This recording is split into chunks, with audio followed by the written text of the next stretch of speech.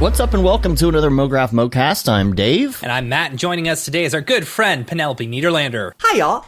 And Mograph is a supplement to our site, mograph.com, which is a motion graphics tutorial site with tutorials, plugins, podcasts, and other Mograph stuff. And on the show, we talk about everything ranging from motion graphics to Cinema 4D, After Effects, plugins, render engines, doing business, doing taxes, being a contractor, or working for the man. You can email us info@mograph.com. Let us know what you think about the show. Questions, comments, concerns, queries, grievances, and I don't know what else. You kind of stumbled on that one a bit.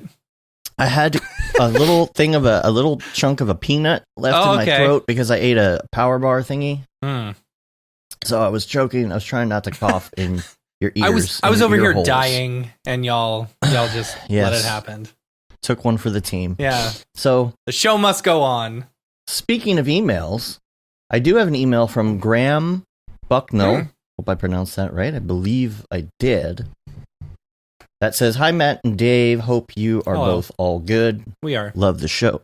What? Thanks. No, I'm answering him. Oh, I see. Yeah. I love the show. Thanks. As you know, it keeps me company while working from home. I'm wondering if you could give a shout out to this event in the UK.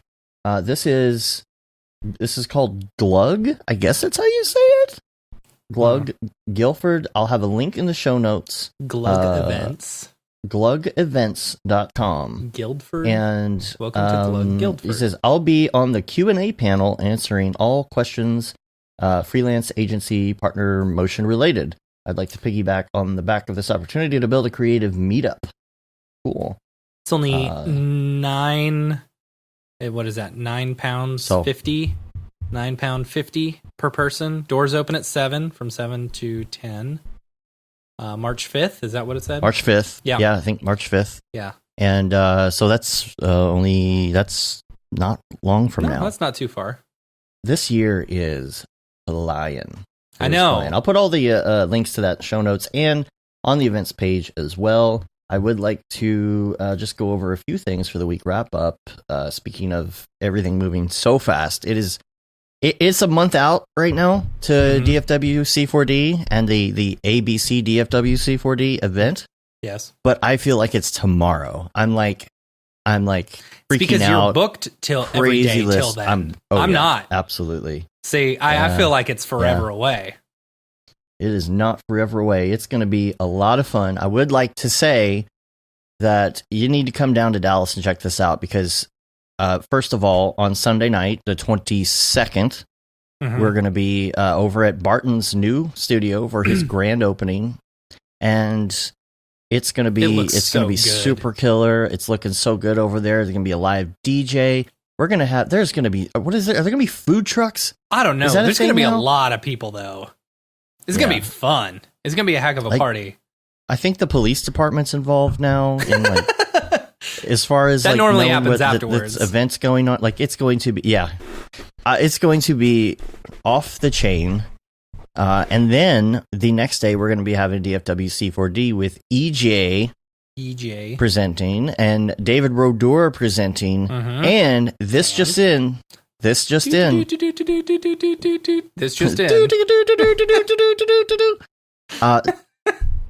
last thing that we're going to do that night is have a Q&A with Nick Campbell from Grayscale Gorilla. Yay! Oh, yeah. We should celebrate that here.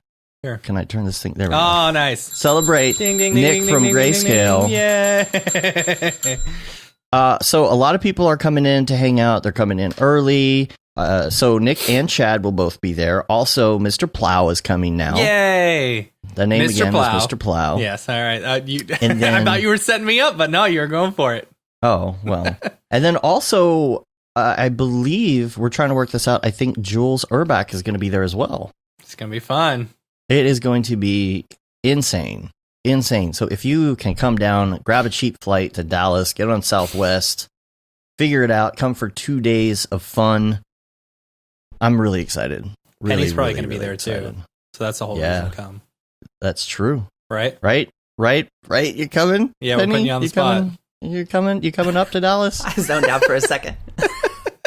I'm going to try. Being on a Monday, I just never know. Yeah, but you work for yourself. Come on. Yeah. Well, yeah, but when I work for myself, I work for other people. That's true. Tell your boss. 101. Tell your boss. Tell your boss Hey, the dog behind I deserve you. Yeah. a personal day. Yeah. I'm gonna have to go to Dallas. It's a I mean, no-go, he doesn't guys. seem to care. No, He doesn't seem to care. Your boss is such a dick. Yeah, she just farted on me, and so That's your answer. that's the answer. So, Matt, any Camp Mograph updates? Yes, we do have Okay. Camp Mograph updates. Yes. We have added a few more sponsors to the Camp Mograph lineup, and we are super excited to have them on board. Keep in mind, as I say every week, these sponsors are the ones who are helping keep the camp tickets as cheap as they are. You will not find any place, you go on vacation to like a resort, an all you can eat resort and stuff like that, and you're not gonna find a cheaper price than this. Like it won't be cheaper. Our prices are cheaper, and the only reason is because we've got so many great sponsors who are helping us out with this event. So take your time and go thank all the sponsors. If you pick up a ticket and you have a really good time, make sure and thank the sponsors. First up, we've added another gold sponsor, Grayscale Gorilla. You all know them. You all love them. They're the best. Grayscale Gorilla. I'm wearing my GSG shirt right now. You Can't really see it on the because camera. it's black on black. But oh, Dave, your picture finally showed up on the on Skype that you've been trying to send for an hour. Oh, really? Yeah. Oh, that's weird. So yeah, we're super excited to have Nick and Chad and the whole team on board. So you know, you might see one of the GSG people there. I don't know. Who knows? We got to talk to them, see if one of them's gonna make their way out. So that's gonna be fun. Big thanks to Grayscale Gorilla. Also, as a bronze sponsor, School of Motion, again, for their second year. We're super excited to have them back. Fantastic crew over there, and they are just doing so much stuff, so many classes, and they're growing like crazy. So we're super excited to have School of Motion. If you want to check out all of our sponsors, I'm going to go through the rest of them here in a second, but check out campmograph.com. You can see all of our sponsors. Click on each of them. You know them all. You love them all. Make sure and just give them a shout out. But our village sponsors, of course, Maxon, makers of Cinema 4D, Video Copilot, Andrew Kramer and family over there. We love them. And Otoy, the makers of Octane Render. Also, our other gold sponsor, Minimal Massive, the local studio over in Portland. We're super excited to have them on board. And our other bronze sponsor, AE Scripts, AE Plugins. We love Lloyd. Lloyd's great. And we love all the stuff that they are doing over there. So, yes, check out campmograph.com for more information about tickets and stuff. Tickets go on sale $4.20. Blaze it. Yeah. Yeah, it's going to be a lot of fun. It's going to be a lot of fun, and tickets are going to sell fast. So make sure you set your timers and get on that subscribe list so that you can get some emails. So Camp Mograph. Yep. It's more of a retreat. Pew, pew, pew. Pow, pow, pow. There it is. I got to turn it up. It's not very. There we go. No. Yeah. That's much better. Oh, I don't know why that sound never gets old. It's always funny to me. Rick Bogus is coming to Camp Mograph. Rick Bogus. Yep. Oh man. It's gonna be a lot of fun. I'm so super excited about this one. I'm excited too, and we may like do some prizes for people who can actually make it all the way up to the top of the wall. You know, because all these people are saying, you know, they're like, oh yeah, I could easily do that. I could climb that. I could climb that. Practice. That's no problem, dude. It's like a 3-story wall, climbing wall. You know, and sure you have an assist and stuff like that, but I had to climb to the top of a wind turbine one time. You know, one of like one of the wind farms, the wind turbine, right. And it's just a straight ladder all the way up, right? And so I had to do that. I even had an assist, and it was the hardest thing I've ever done in my life. Couldn't pay me. So people who say that it's gonna be no problem, you know, we'll see. So we should have a prize for the fastest time to the top. You know, like something good. Like we should ask sponsor if they'll give away like a year subscription to something, or that'd be like, come on, you're climbing for that subscription. Yeah. Got to earn that octane, something like that. I don't know. Yeah. Right. Yeah. Right. Or maybe we do a special. Oh no, here it is. A special patch that says "I climbed the wall," or something like that. All right.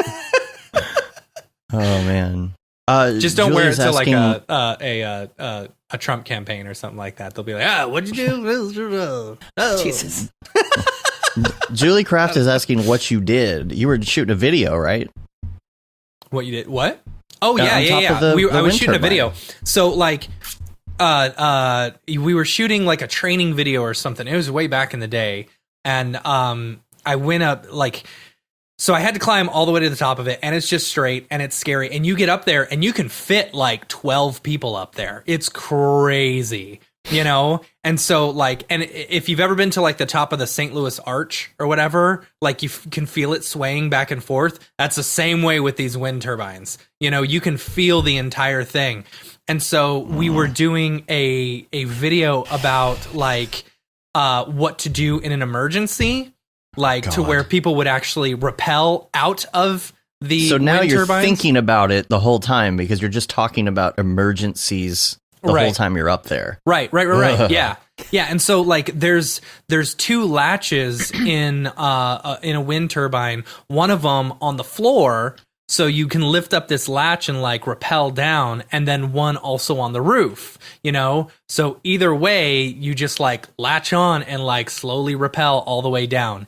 It was terrifying being up there, and then because I had to shoot like from the thing in the floor, you know, down as someone was rappelling down. So I'm hanging over the side of this open, you know, flooring. It was very scary. You can probably find it on YouTube, you know. Julie says my palms are sweating already. Yeah. Mom spaghetti. Spaghetti. Liam says that we should get Mount Mograph to sponsor the mountain. Yeah. I think that's a great idea. Yeah. The Mount Mograph mountain climb. Yeah. The winner good. gets Mount Mograph something. I don't know if Mount Mograph sells anything. Do they sell? I don't think things? Mount I think Mograph they is do. around. I don't think he's around anymore. Oh, really? Yeah. Oh. Yeah, I know Oh. he was around for a while, but like I don't think he's done anything Julie says, in a while. I'm gonna head out. The SpongeBob meme. Time to climb. I'm gonna head out. Okay. Other things for this week.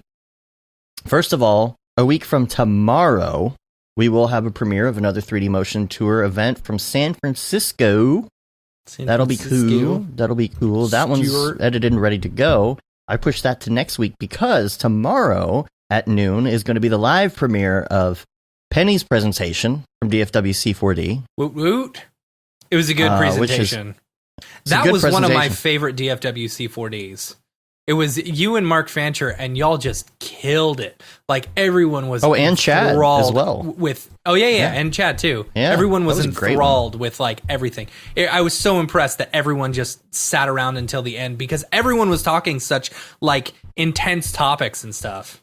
Mark's was awesome. Mark's was awesome. Yeah, It was really cool. Yeah. I wish I wasn't afraid of Houdini then when I was watching his talk. We need to have him come back so that I can finally understand some of the stuff he talks about. It was all just magic. Right. I posted that. I cut out the PC issues. There was a couple PC issues during the event. Cut those out. Everything's good. All flows now. It's really cool because you've got this robot face. Yeah. And you're doing the nulls and stuff in cinema and then bringing them back into After Effects using like all these expressions and everything. Mm-hmm. It's really cool. It's almost like an auto update type system, which is really, really sweet. Very good. Yeah. I did nothing with it after that. I had all these grand plans of using it on this project and then it never happened. But hey, you know what? In theory, Super fun. it's still, it's still a good, it's a good, concept. It's a good workflow, like I'm sure you're going to use it on something else eventually, right? I mean, for me, it taught me never what the know. limitations are and like whatever the opposite word of limitations are. for working between the two with Cineware, because I did learn that like, oh, things don't stay parented, so it's all like relative or absolute. It was a good learning experience for me. Yeah, I would love to see more of that Cinema 4D integration into After Effects like that. You know, the more the better.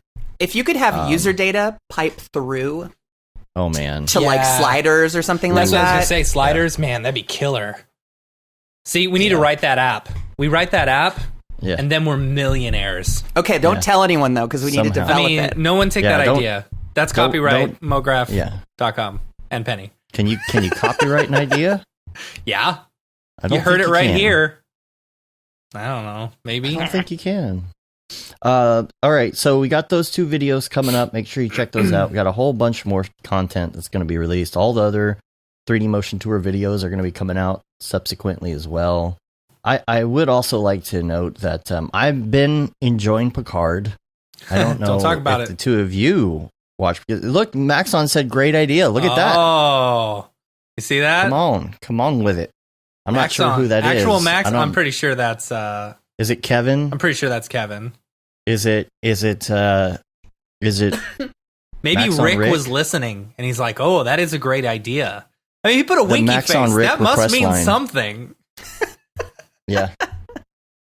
Looking way too far. I'm not saying it's aliens, but aliens. No, I'm reading it as great idea. Yeah. Sarcasm. Yeah, okay. You're reading the sarcasm. Yeah. I'm just I'm just a little too positive here.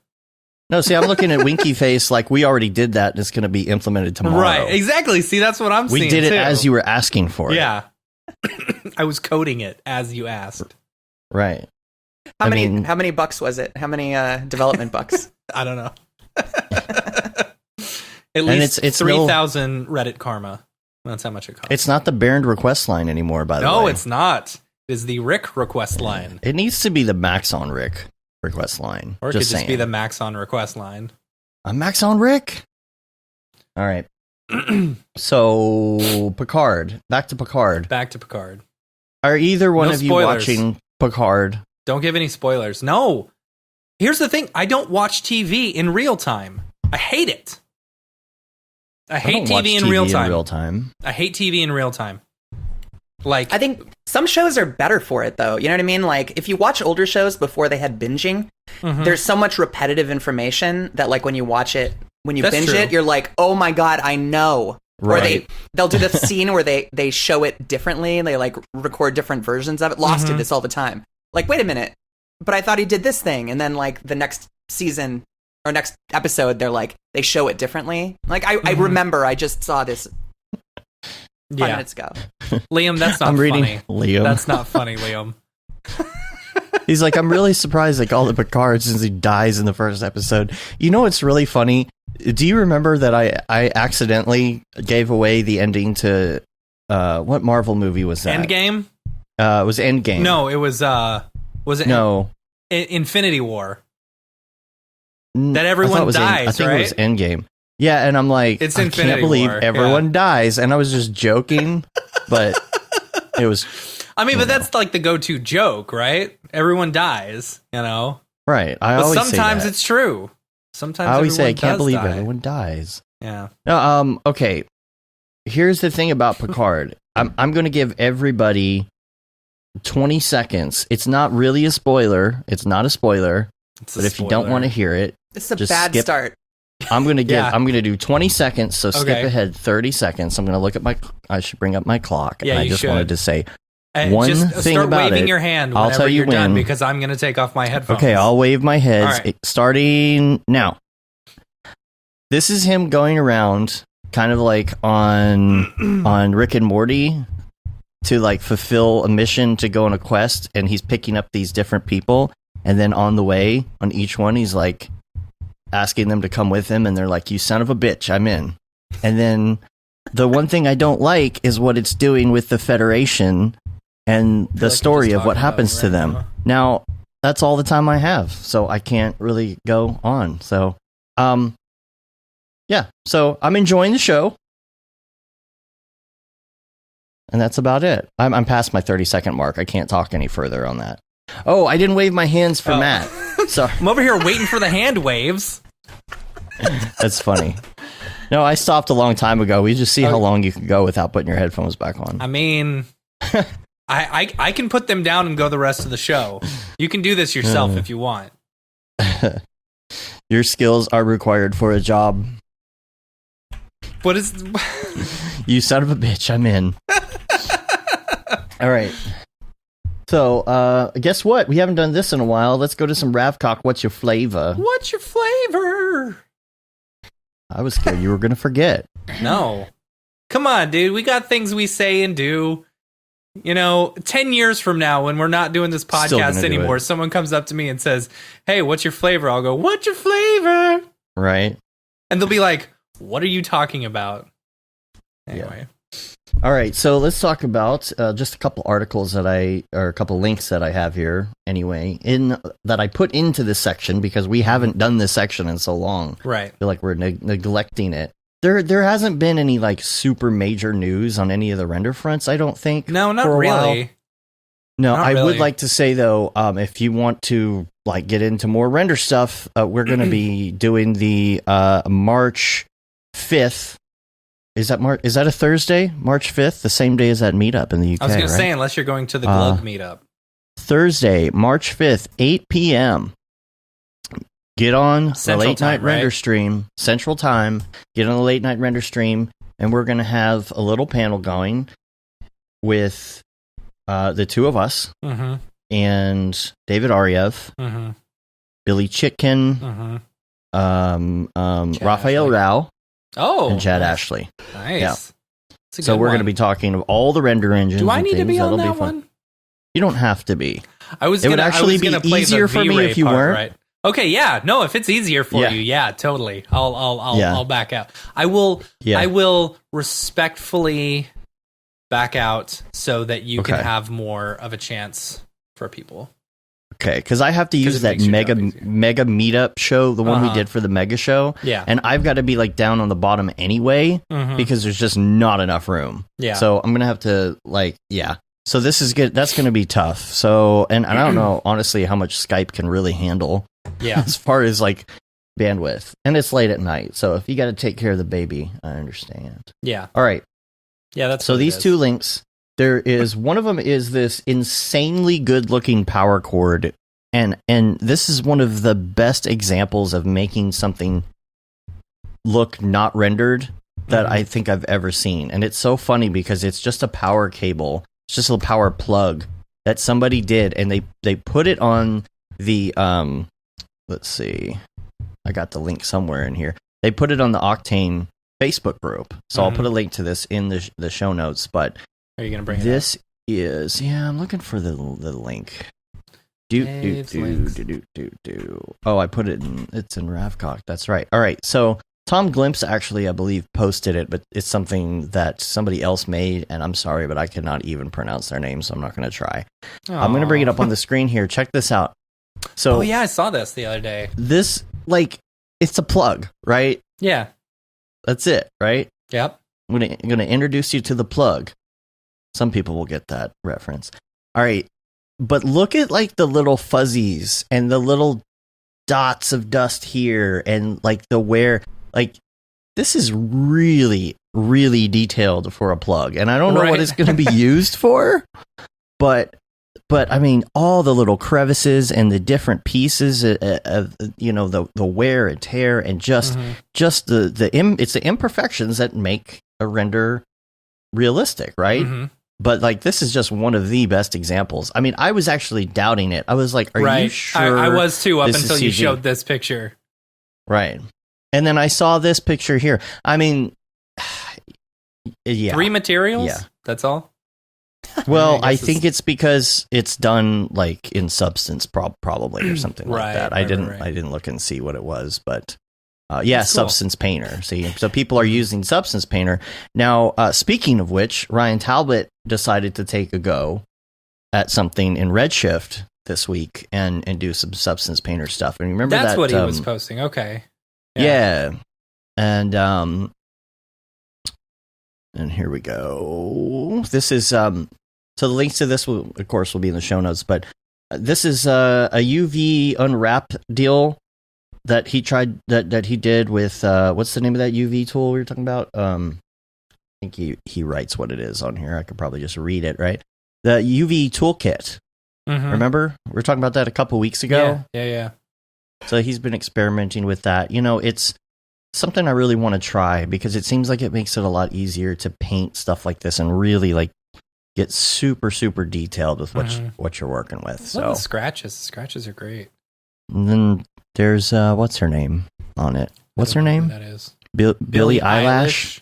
Billie Eyelash. Billie Eyelash. Fix it in Post Malone. Yeah. Either that. Wait. There it is. There you go. It's either that or maybe it's the woman from Parks and Rec. I don't know. Aubrey Plaza? No, I don't think that's Aubrey Yeah. That looks like Billie Eilish. Yeah. Okay. Anyway, I thought those were both good. It's cool because it's like an octane and a redshift example for the day. So I thought that would be good. So let's get to the topics, though. Let's get to the topics of the day. Let's talk about today? Penny. Well, the first thing we wanted to do is talk about these credits. For, Birds of Prey. Them end credits, though. Birds of Prey, the fantabulous emancipation of one Harley Quinn. Are there any public versions of this online to see yet? Oh, that's a better question than up. I have answers for. I have it on my Vimeo, if you know the link. Okay. I just wasn't sure if it was able to be public. Yeah, no. Go to shinestudio.com. Shinestudio.com. All right. Shinestudio.com. I don't know. I guess I'm going to mute this just in case. Where is Shine located? Shine is located in Midtown Los Angeles. Okay. Is there a particular place you can? Oh, they did the Modern Family intro. Oh God, they've done so many intros. Oh, okay. So does it actually show the video, or is it just like? Yeah, no. If you of it right now, if you go to projects, you'll see it in the upper left, and if you click it, wherever like that Birds of Prey with the little triangle next to it, the play button. There you go. Yeah, cool. The play button. Yeah. Sorry. The triangle. Yeah. Click the triangle. All right. I'm going to keep this muted, but let's talk about this. Let's talk about your involvement in this. Okay. First off, it's awesome. It's really good. Thank you. I'm bummed that Amanda couldn't make it today. I tried to get Amanda to come and join us. She was the other animator. Well, there was 3 of us. Mm-hmm. I'm gonna back it up. So I've been working for Shine for like, I think we figured out it was like 14 or 15 years on and off. Wow. So I mean, I've done, if you look in their work, I've probably worked on like a third to a half of their stuff that they have posted on the website. Mm-hmm. Just like, they're the sweetest guys. It's Michael Riley and Bob Swenson are the principals. And, it's a 3-person shop. They'll often have someone there. Young, I can't remember his last name right now. I'm terrible. Mm-hmm. Bad friend. He's been working there for 5 years, and he did a lot of the graphics in the movie. So like when it introduced characters and had the graphics pop up. Mm-hmm. But like, Michael really wanted to try something different when he got the opportunity to pitch on this. And so he was really getting into, he bought an iPad Pro and was like, teaching himself Procreate. And he's, been an artist forever. And he just was like, well, I mean, what are the chances we're going to get a superhero movie? So let's just, aim for something we want to do. Mm-hmm. And they liked it. They were into it. And we just happened to be chatting. And he was showing me some of his sketches that he was doing in Procreate. And I was like, oh, yeah, I use that too. And so I showed him some of the stuff that I was, doing on Instagram. Mm-hmm. And he's like, oh, my God, do you want to work on a credit sequence? I forgot you drew. And I was like, oh, my God, yes. Like, can you come out to LA for 2 months? And I'm like, oh, my God. Oh, is that what you were doing out there? Yeah. Awesome. That's so cool. Yeah. So I threw my, computer, all of my kit, my Cintiq and monitors and all that in my car. And I just, drove out. Oh, you drove out there. Wow. Yeah, well, I mean, the thing is that, like, I needed to bring my Cintiq, and right. I'm not flying with that thing. That thing with the ergo stand is like 70 pounds. Yeah, no. Oh, wow. It's so heavy. So he asked me to be the lead animator. I did some tests from here to kind of like try to figure out what the workflow is going to be, and two of those early shots made it in, which was really pretty neat. Like, just motion tests. And I brought on Amanda, who I worked with at Rooster Teeth. She was a compositor, assistant lead compositor there on Genlock, and she worked with me on Ruby. Mm-hmm. And then we brought in our other former coworker, Mike Chapman, Myke Chapman, who is a cell animator. He worked on Archer and a bunch of stuff, and his sort of focus is like liquid and fire elemental cell stuff, which is super cool. Like at Rooster Teeth, we had him like doing anime explosions and beams and stuff like that. So like, Michael was doing boards on his iPad in Procreate, sending them off to the client to get approval on like general look, and then Amanda and I were drawing the all the elements, with Mike giving us, some of the more like all the hair that's kind of waving around and stuff like that. That's all him. And then we put it together in After Effects and Cinema. I did some cell stuff in Photoshop in, what's that thing called? Animator's Pro Toolkit or whatever it's called. You ever seen that? Oh. It's a really cool plugin. Yeah, I know what you're talking about. I don't know what that is. What is it? It's it's an extension to Photoshop that lets you have a timeline, and it breaks out as layers. Oh, cool. So that you can like, import I guess like a movie file, and it like strings it out if you need a guide, and then you can like, just frame through and draw. Okay. Yeah. It's built into Photoshop though, isn't it? No, it's an extension you have to download from there. Oh, okay. Oh. Their marketplace. Because I brought some stuff in before, like videos and clips and stuff. And it gives me a timeline. Yeah. Oh, well, maybe this is like for Onion Skinny and stuff. Okay. Yeah. Oh, okay. That makes sense. Yeah. Cool. So yeah, I mean, I don't know. Like, I will say that this is a career highlight project for me because I've never had so much fun and creative freedom on a job before. Like, and something at this caliber, like this big of a stage and having that much creative freedom is awesome. Yeah. And I mean, like, it was really lucky to work on, like, this movie is, I don't know if you've seen it. It's really good. Like, it's a super fun flick. Yeah, I hear that it's really good, and I actually want to go try and catch it in the theater. Like, it's fun. It's a different approach than, like, all the other DC movies. Like, Margot is awesome. The other people in her cast are it's worth it. It's fun. It's a fun movie. And so, like, getting to do something that sort of, like, reflected, I thought about it in terms of, I was just talking to Amanda about this. We were kind of talking about, like, what our rules were going in. And the rules for me were, like, I wanted it to look like it was, what could possibly be, like, Harley's internal sketchbook.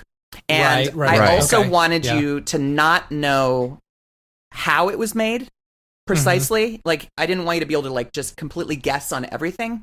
And to be able to use multiple different platforms. Like, we used Procreate, Photoshop, After Effects, Cinema, and Toon Boom.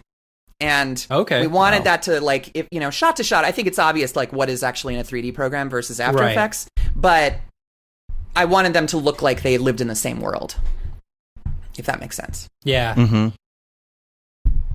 Yeah, so I was looking at a couple different parts. First of all, with After Effects. That's After Effects. That the seesaws. That's the one that I feel like breaks the expectation. It kind of looks. Yeah. I thought it was 3D. There's a certain part of it that I saw where there's kind of a stretch. You're changing focal lengths, I guess. I don't know. I can't really tell. So but with it's all with the little logo.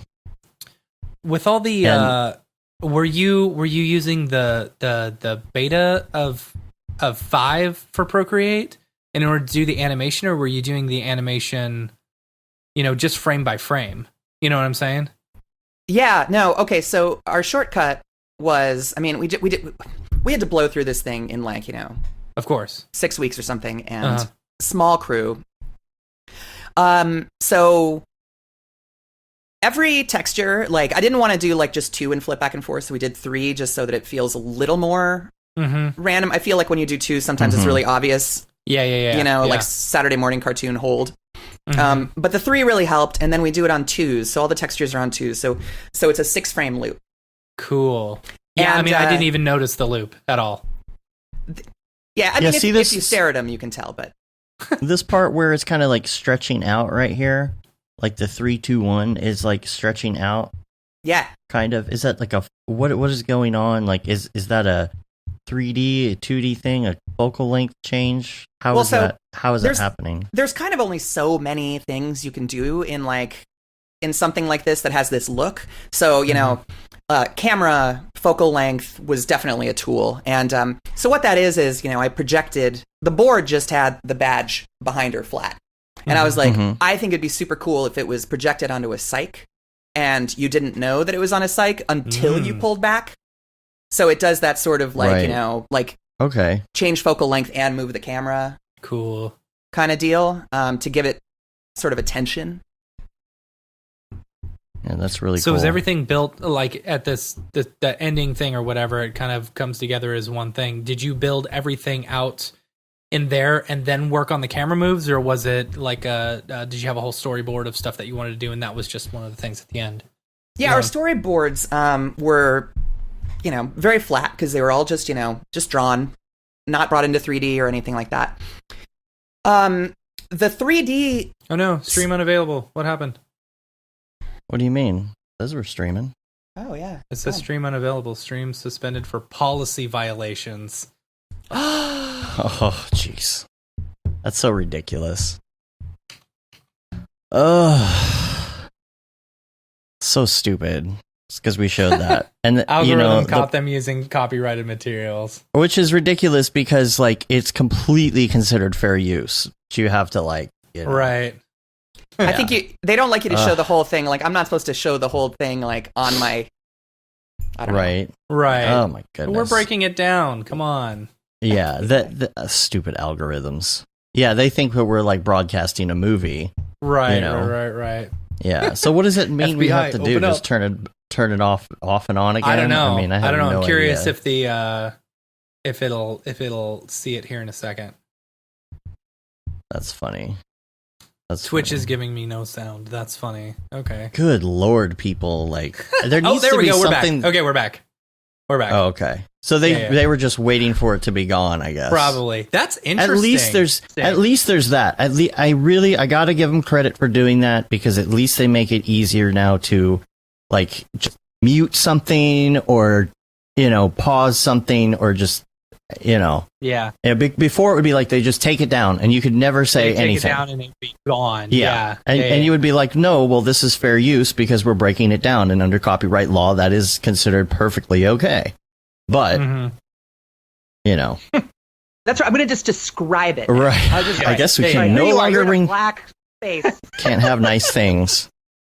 Good Lord. Oh, I wish you could see it. Oh, man, it's so cool. All right, so it's coming at you. Oh, I wish I could just show you. Oh, hold on. Let me check my. Ooh, well, that's a good thing. I had a little. So when you were doing, so going back to how it was done. I mean, so when I look at this and you tell me that you used Procreate, I'm like, okay, so they drew out some elements in Procreate and then since you're doing it on 3s, you did 3 different frames of the same thing, and then brought those elements in and animated that. Is that correct? Yeah, it depended, between like whether it was After Effects or Cinema.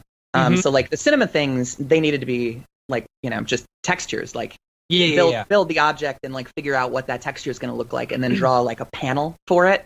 Kind of like the mallet. The mallet. Yeah. The mallet is like a few wrapped textures. Yeah. It's super cool. It's good looking. Thank you. Yeah. I like the crossbow is my favorite. Yeah. It was fun to model. It was fun to. All of it was good. So I'd bring it up so we could talk about it, but.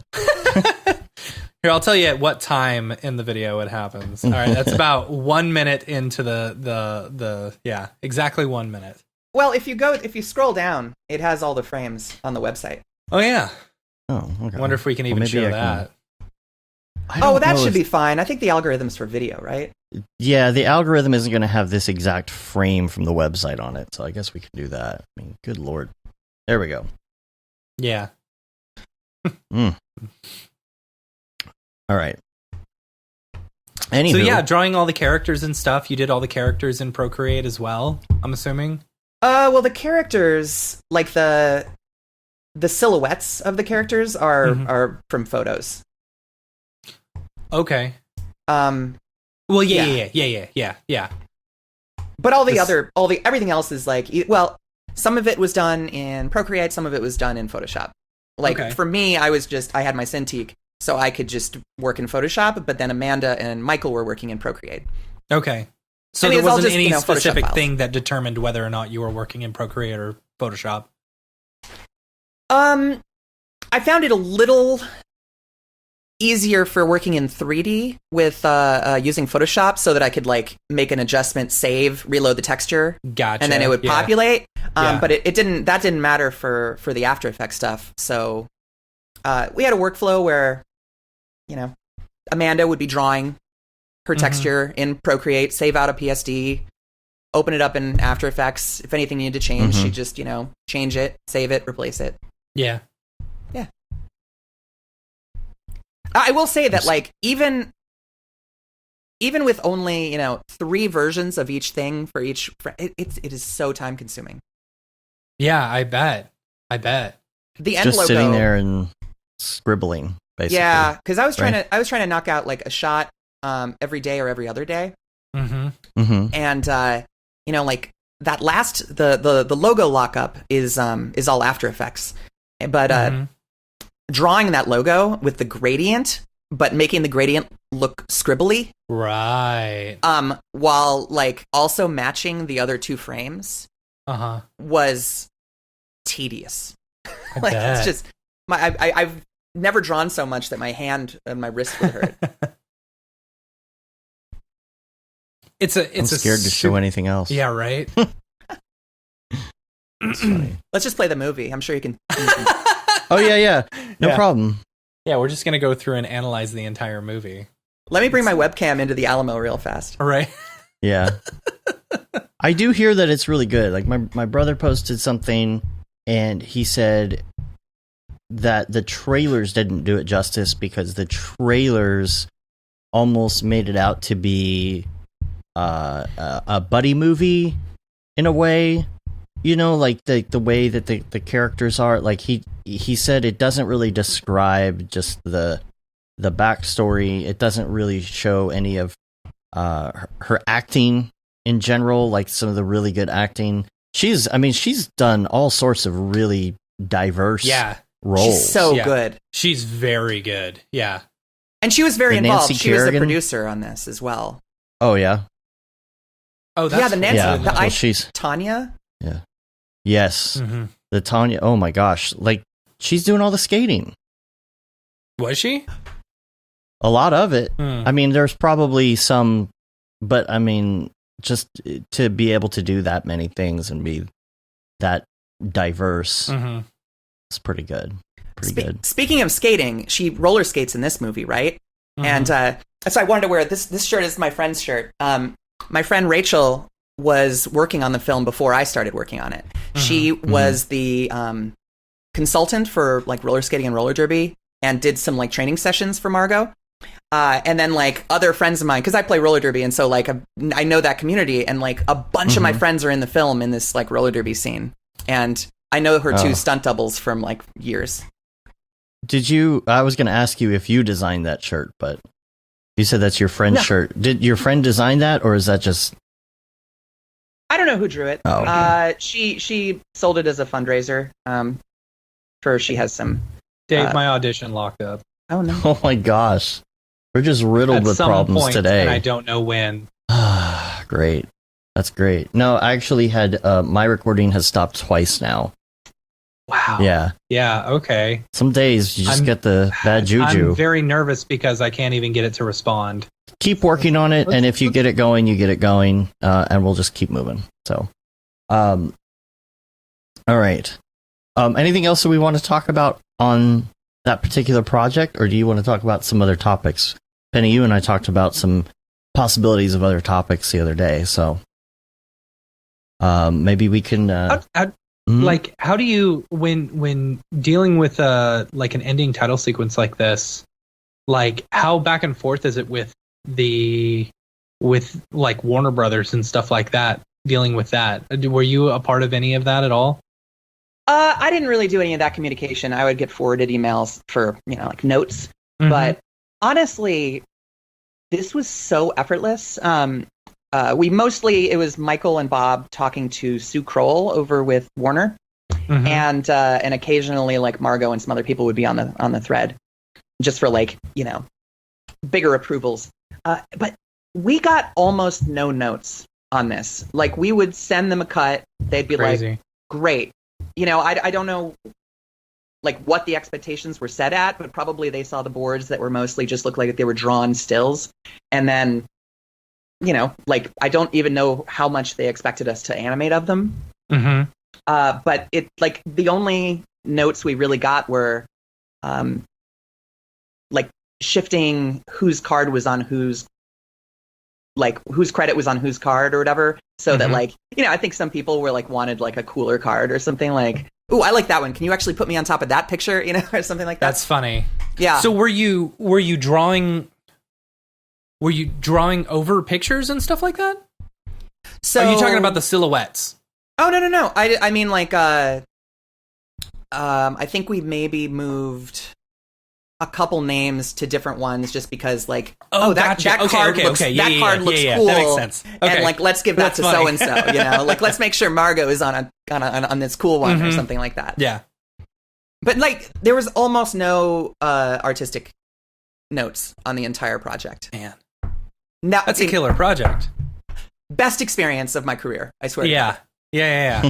That's so rad. By the way, in case y'all were wondering, my audio is back up and going.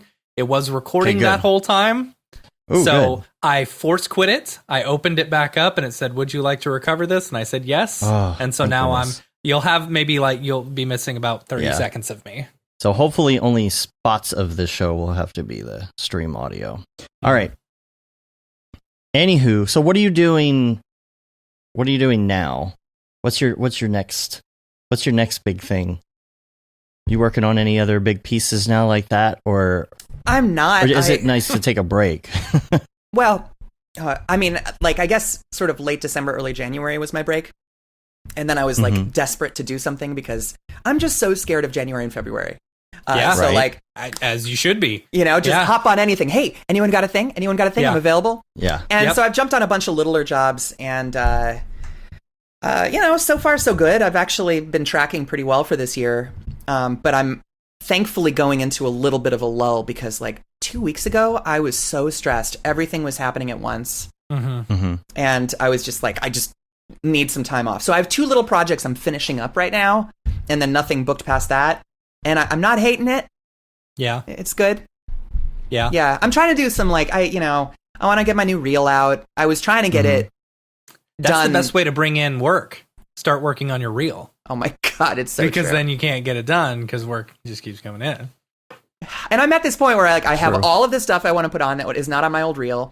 I have a song picked out, but I'm just such an idiot about the opening thing. Like, right. I just want it to be cool or interesting or whatever, and I am just terrible at self-direction. I get that. I totally get that. I've reused the same introduction for my reel for probably 6 years now. If what I'm doing right now, which is fairly ambitious, doesn't work out, I'm gonna totally just grab my old reel. Open. Yeah. Just do Trajan font, Matt Milstead. Trajan. Freaking Trajan. Perfect.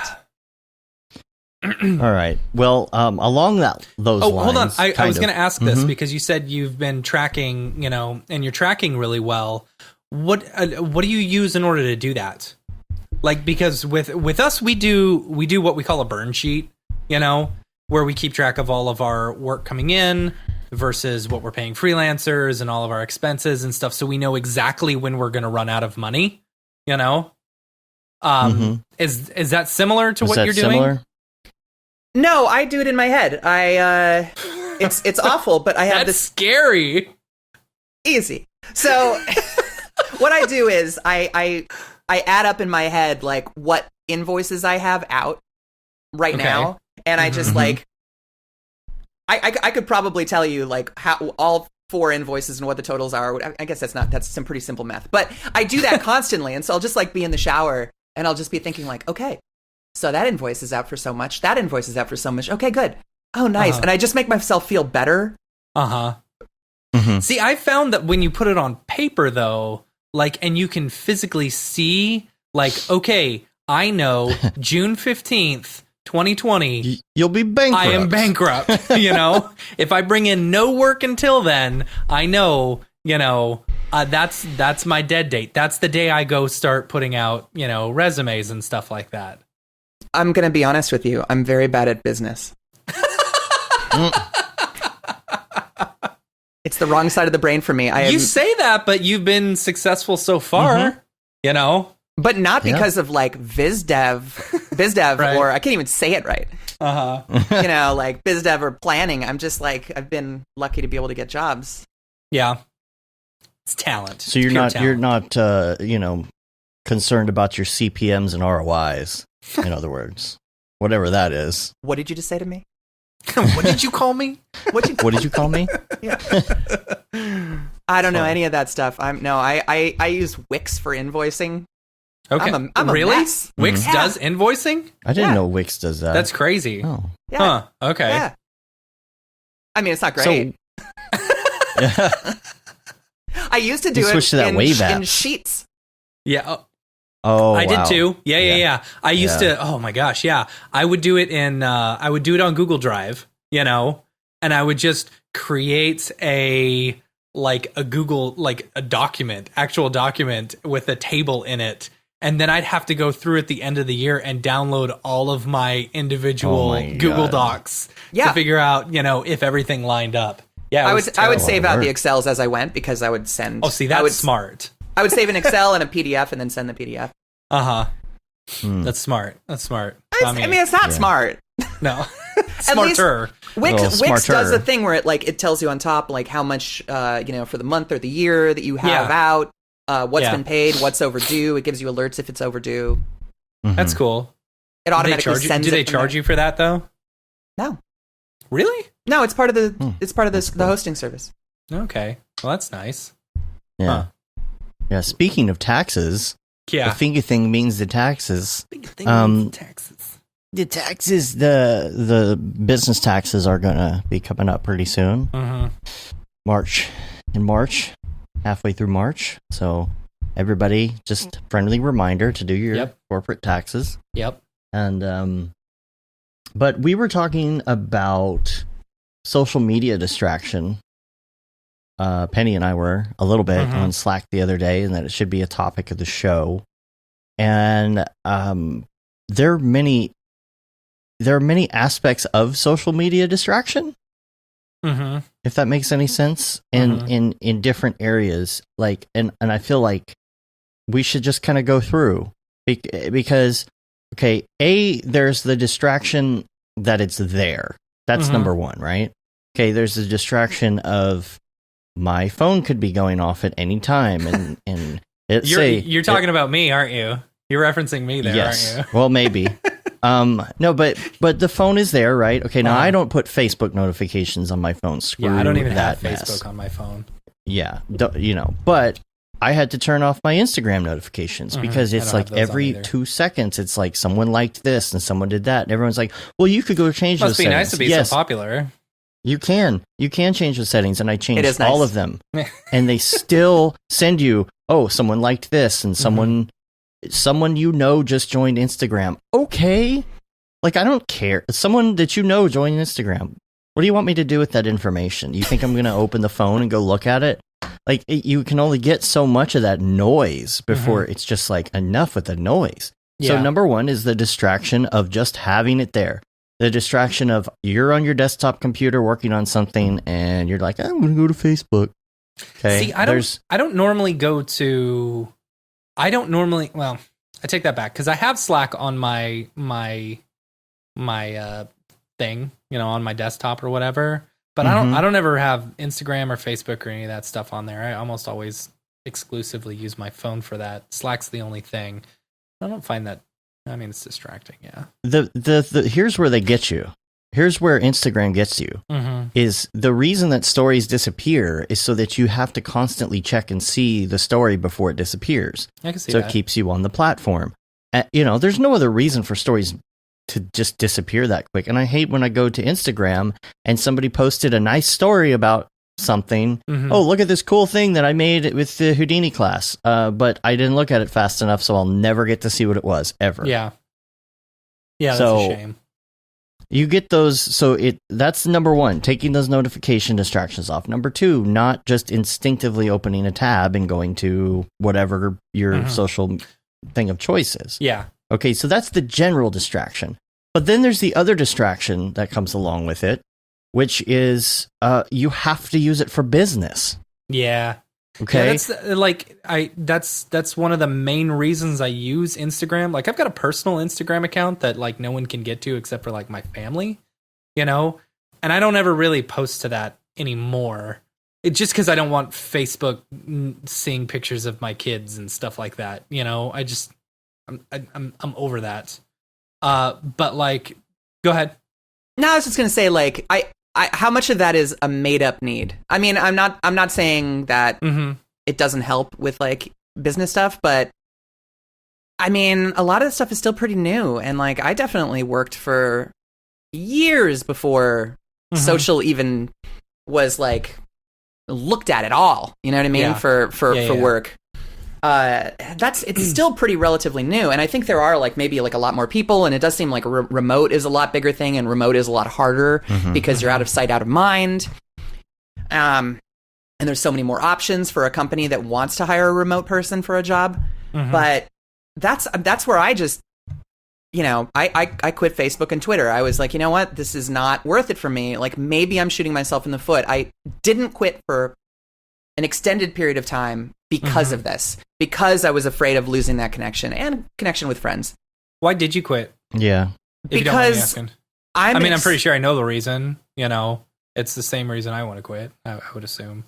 It's time consuming. It creates really bad habits for me of like checking my phone as opposed to like drawing or enjoying the moment or whatever. And to be honest, since 2016, I have been so anxious all the time with, just seeing like, hey, my Facebook was definitely a bubble, but it still stresses me out seeing the political stuff and the whatever that like affects me so much. And I just couldn't anymore. It's not worth it. And it's what's interesting is I cut out Facebook a bit before I quit. And mostly tried to focus like more Mography stuff with like Twitter and Instagram and Slack. But I'm feeling overwhelmed by all of those as well.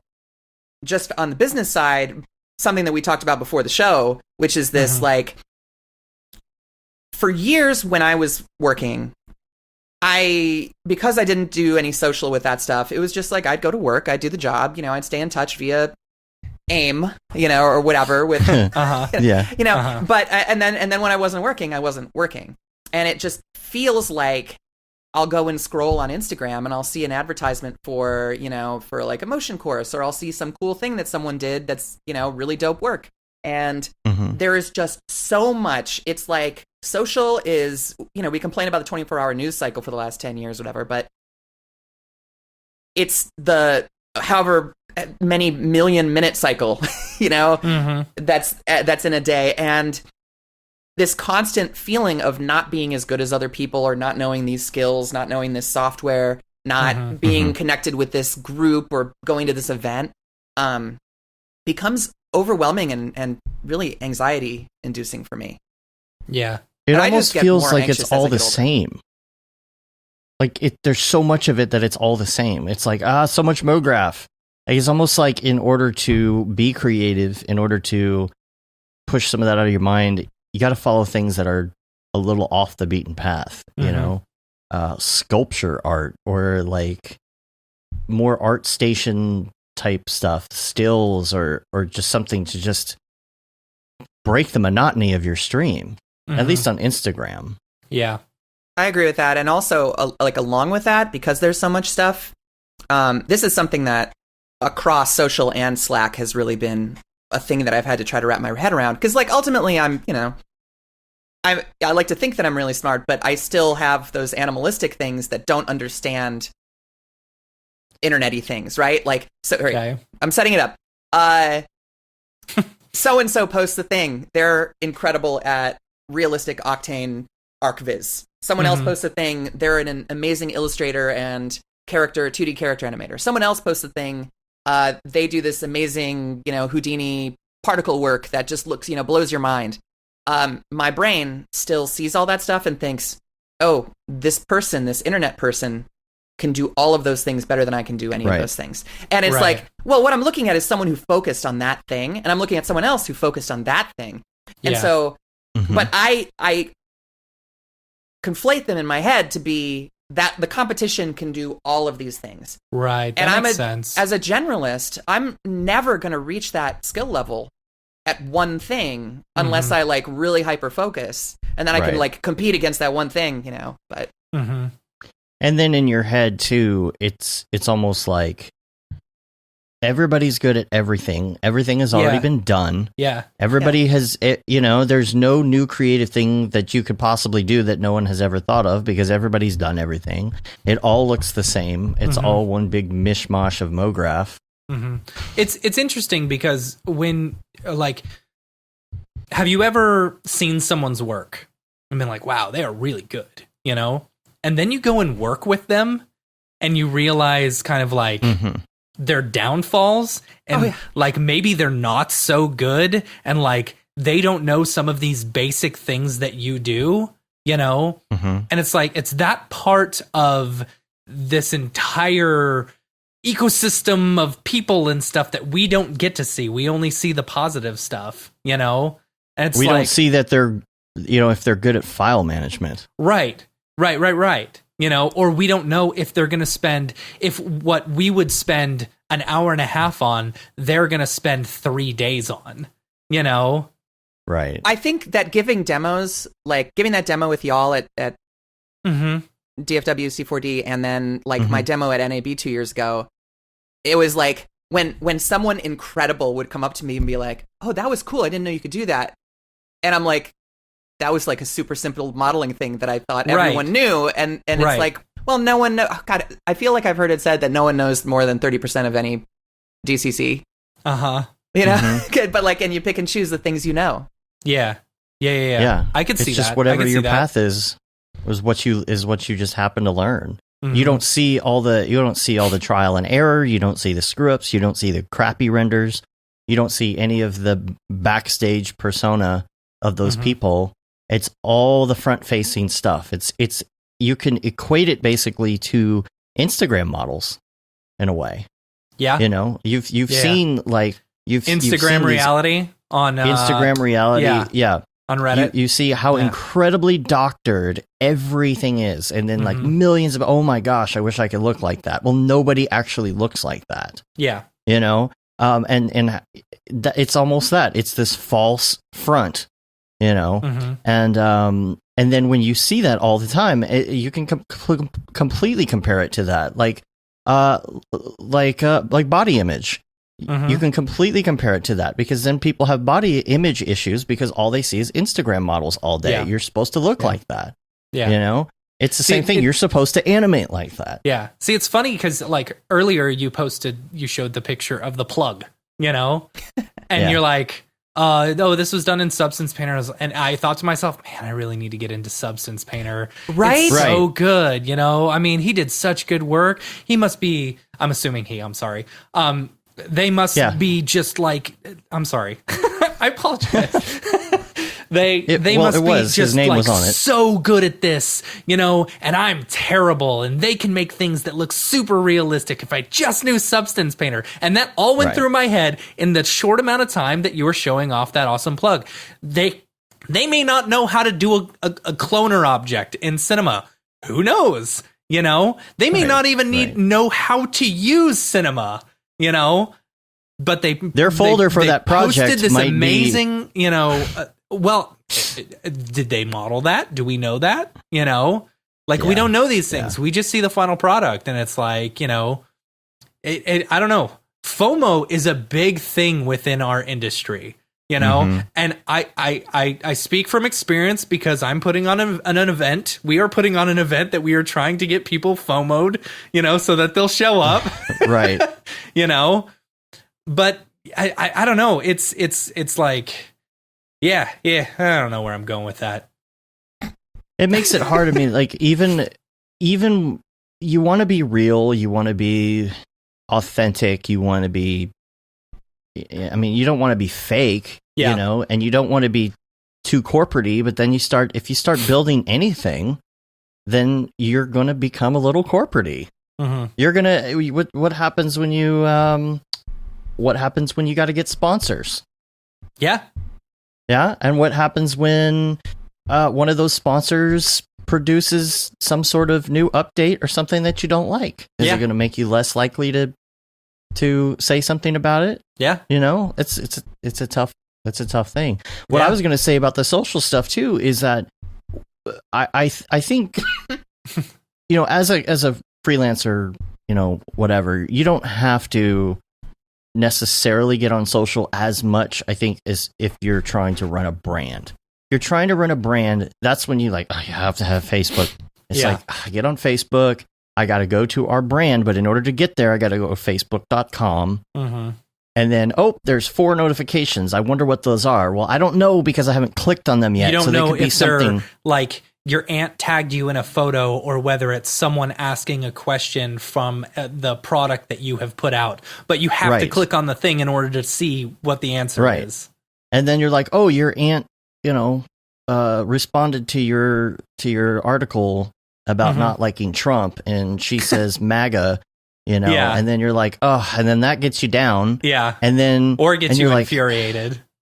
Right, that's what I'm saying. And then you're like, oh, what was I doing? Oh, I was going to check on my brand. But then you're like, I feel kind of like not so I need to take a great break now. Right. I need to take a break. And then you go through those notifications and you refresh your Facebook page. Oh, there's a big article from USA Today about something stupid that happened in politics today. Well, now I feel really bad. So now I'm going to look at this. I'm going to comment on this thing. What was I doing 5 minutes ago? Right. Got to check on that thing. But with the social, I wish that I really wish that the news feed and the politics could just be stripped out. I know there's plugins that do that. But sometimes it's like, can I turn this off until 6 p.m. tonight? See, I've hidden enough people. Like, honestly, I have. That's why I think Facebook is really stupid. One, I don't accept a lot of people on my Facebook just because I don't. Me personally, I don't like letting a lot of people into my life, even though if you talk to me, I am an open book and I will tell you every single thing about me, you know, but I just don't like it to be public knowledge about me, you know? But I forgot where I was going with this. Yeah, I have. But also, I've hidden so many people that literally I have 5 people that show up on my feed. Right. You know, and I know there are people who aren't going to post politics except for you, Dave, you know, and I just say, oh, Dave, politics. I don't know what you're talking about. Yeah. See, but I know you well enough to know that you more than likely didn't read the article. You just got infuriated by the clickbait. And I read the articles all the time. I read the articles all the time. Because you just like pressing buttons of people who do follow you. I don't know what you're talking about. I've never So- trolled anybody in my life. But yeah, I will say, like, Reddit, on the other hand, I'm on Reddit all the time. Like, if I am not on my computer, if I have any sort of free time, if I am stopped at a stoplight, I am on my phone surfing Reddit, and Dave knows that's true. Matt. I really am a terrible, terrible person. He stops at the light and he opens Reddit. I'm like, dude, you have 10 seconds. Yeah. So, but and Reddit, I do the Reddit news on my phone, and it's the same. Like there will be a big news thing that, you know, someone terrible in politics did, and like there will be 10 articles of the exact same thing telling the exact same thing. Right. You know? Yeah. And so it does, when you see things like this is the same going back to like, you know, seeing an Instagram post or a Facebook post of like someone posting their, you know, their win in Mograph. You know, you see 10 or so of the exact same thing, you know, and it feels overwhelming. Like, oh my gosh, this is a huge problem that I'm not at that level that everyone else is. Yeah. Yeah. Well, Penny, I commend you for switching that stuff off. It has to be a lot more peaceful, right? It is. Peaceful? Oh no, it is. It really is. I was regretful because I didn't want to lose all the history that I've recorded in Facebook. So okay, so some backstory. And who is it? Someone, Tesla Rock. This is what I was thinking about too. Is I kind of blew up my Facebook during my like really bigger roller derby days, and I accepted anyone. I was a sponsored skater by Rydell Roller Skates, like the biggest roller skate manufacturer, and like so I felt an obligation to be a presence. And before that, when I was first like transitioning trans, it was very hard to find people that like online that were like, oh, can you have a normal life if you transition? Can you be a trans woman and work and all that? That's interesting. And so I felt a lot of pressure internally to put myself out there. And like, you know, I had a YouTube channel where I like videoed as I like was going through my transition and stuff like that. I just didn't see it in very many people. In very many places online. And I wanted other people to know that like, you know, you can do this and it doesn't fuck your life. Sorry for swearing. Yeah. But, and so there was another group where I like, you know, put myself out there, accepted a lot of friend requests. So like my Facebook was like, I had 4,500 to 5,000 friends or something like that. Oh my gosh. It became unmanageable. That There's gives no me tools anxiety. for that. There aren't Facebook tools to like do mass deletes based on like interaction and stuff like that.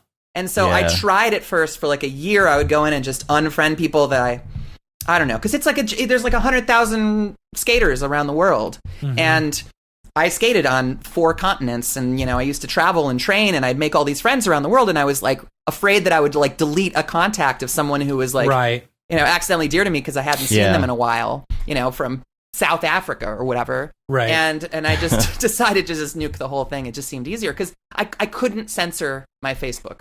Yeah, I don't even think Facebook lets you unfriend that many people at a time. Like it has a cap or something. Really? Oh, really? Jeez.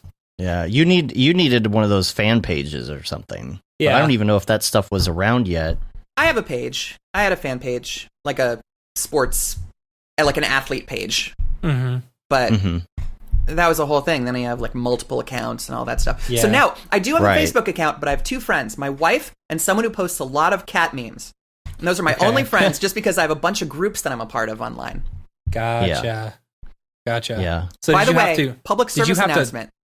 What? Don't if you're forming a group for a job or a group or a team, don't use Facebook. Awful. Some of us are trying to get away from it. Right. Yeah, and that's the thing. Is there a recommendation like, I'm in all these groups? You would say you should use instead? Yeah. Some of them are trying out Twitch and Slack. Really? I recommend. Twitch. That's interesting. Well, I mean, Twitch is like gamer Slack, right? Yeah. Well, and Discord. Discord's probably. That's what I meant. I'm sorry. I'm old. Okay. Yeah. I was There's like, so much Twitch? Discord. Really? Discord. Okay. Like that's like new. Slack and Discord are very much similar, but that's on like, me. the Discord servers are just. It's like, wow, Penny's way hipper than I am. No. Yeah, but doesn't Twitch use? I don't know. Isn't there a relation, or is there not? I don't know. Maybe not. Maybe I'm completely wrong. But yeah, the Discord servers. There's a Discord server for everything you can think of.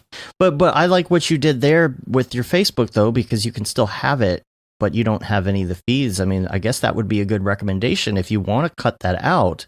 Something that Facebook does, at least on the PC or like the desktop side, not the phone side, is it lets you have like these multiple logins. So like, let's say you have a family computer and you've got 4 different people in the house. With Facebook, you can click and you can pick which account. So you could almost set up a Facebook account that has nobody in the feed and then give yourself permission to edit business accounts. And maybe you could do it that way. His name is Martin Mirkwood. It's true. You have a name? That was my alias for a long time, Martin Mirkwood. Yeah. Well, mine's the same. I definitely had to train my friends to stop friend requesting me or asking if I unfriended them. Because they would see me pop up because, like, I'm friends with my wife. They'd be like, wait. And then they wouldn't think to check to see if they were still friends with my other account. But, so, like, the headline in it says, like under my picture is, like, don't friend me. You know, like, leave me alone. This is just for groups. I didn't unfriend you. That might be a good way to go. Now, Twitter, on the other hand, was it the same thing with Twitter, or was it just too much noise with Twitter? You know, I'm still trying to, even having those two things gone for a while, I open my phone all the time and just stare at it. What do you go to now? What? What do you go to now? Well, I look at it less, but I mean, Slack, I guess, is my enemy. I actually had to mute a bunch of channels and leave a bunch of channels and a bunch, because it's so ridiculous. I mean, do y'all's look like this? Yeah.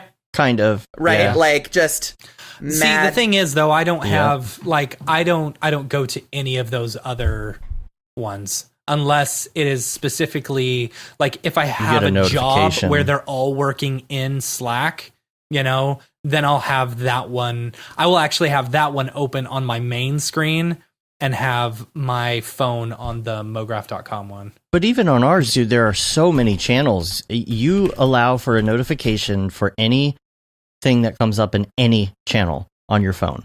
Your phone is literally buzzing all day with anything anyone says in any channel. And I do not know how you deal with that. It becomes irritating at times. Like, the thing is, it's the FOMO thing. I read every... I read every single message on Slack. It may take me a week to finally get to that channel, and I'll be way behind on the conversation, you know, but I do read every single message. Oh my gosh. I mean, I'm subscribed to every single channel in our Slack. I'm in the New York City channel. I don't live in New York City. I just like knowing what's going on in New York City. Yeah, you rarely talk. I do. Yeah, you better believe I read every conversation. You know, if it's not about cereal, I never see your name pop up. It's true. The only way to get me is to post a new picture of a new cereal that I have not tried. That I will instantly respond to. Is this on the food channel? Is the food channel. See, there's a food channel. See, that's why I can't have that noise. Me and Penny were talking. We're gonna do a cereal tasting at Camp Mograph. We're gonna pick up. Oh, you know what? You should do a podcast. You call it the Cereal Podcast. Oh, wait. There it is. Welcome to Cereal, a weekly show about cereal that we discover on NPR.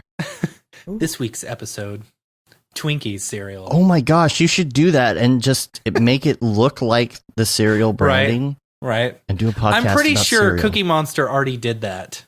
Oh. I think Cookie Monster did do. Yeah. Did he? Cereal specific podcast already. See, Caitlin, yeah. She knows. She's in the know. She knows all this Sesame stuff. did it. Yeah. The Twinkies cereal by Hostess is terrible, by the way. Although someone posted, I think it was to no one's surprise. G-Rant posted, what was it? The Drumsticks cereal. Oh my gosh, that looks good. That looks really good. That looks. See, we start talking about cereal. Everyone's in the chat. There we go. See, Caitlin said to Google "empty bowl." It's called the Empty Bowl Show on Twitter. Empty Bowl Show at Empty Bowl Show. Oh my goodness, it's just cereal stuff. Empty bowl. Wow. Empty bowls. Empty bowl. No. The Empty Bowl, a meditative podcast on cereal.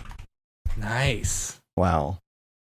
Okay, so back to the Twitter thing. Okay, this is why I'm asking about Twitter. Because I think right now, a lot of people are trying to figure out what is Twitter exactly? What is its place right now? Because we kind of know what Facebook is. Yeah. Shit show. Yeah. Basically.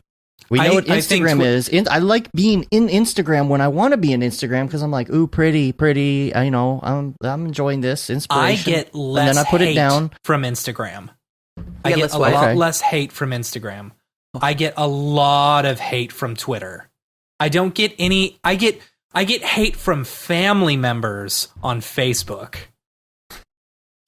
It's true. It's about filtering out hate. It is, basically, right? Like that's why I enjoy Instagram because I choose who I follow. I don't comment on rarely anything. If I'm going to comment, I send someone a personal message, you know, saying that's cool, or I comment on stories. I really only like stories. Stories are good, you know?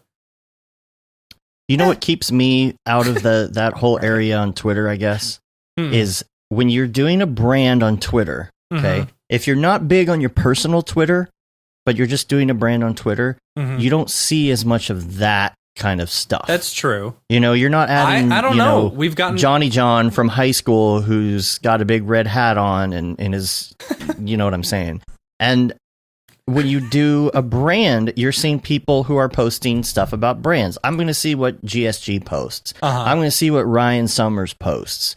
Yeah. You know, and most of the time it's going to be motion related. So I'm going to open it up. It's going to be motion stuff. Also, if someone posted something about politics, I'm not going to comment under mograph.com I appreciate that. and respond to it, you know, because it has, you know, sorry, go ahead. Now, here's my question, though. Like, okay, long-time listener, first-time caller.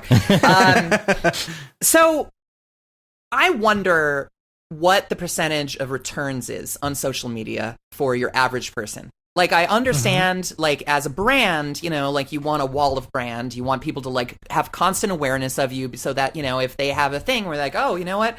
I wish I could, you know, learn Houdini. Who should I? Oh, there's an ad for the Mograph.com. Who, you know, don't be afraid of Houdini cuss. Yeah. That's great. But we talked about this on Monday meeting last week, I believe. And folks were asking, like, okay, well, what's the best one? Is it Not Behance now? Is it Instagram? Like, is it... And then there's a billion places, you know, between Facebook and Twitter and whatever. Dead, right? Dribbles, yeah. There's always a new dead one. There's always the like hot one, you know. But I have never gotten work from Facebook, Twitter, LinkedIn, Instagram, any of those things, right? Like, there's so many. And I think about where, like, I will, you know, find jobs in the job posting in Slack channels and like, you know, yeah, like maybe there was a social media post somewhere where I like was like, oh, hey, I can do that. And then I got a job. That's sure. You know, I'm sure that's happened. But compared to the other avenues, how important are those things next to having just a well-curated website with your portfolio and contact information that's clear?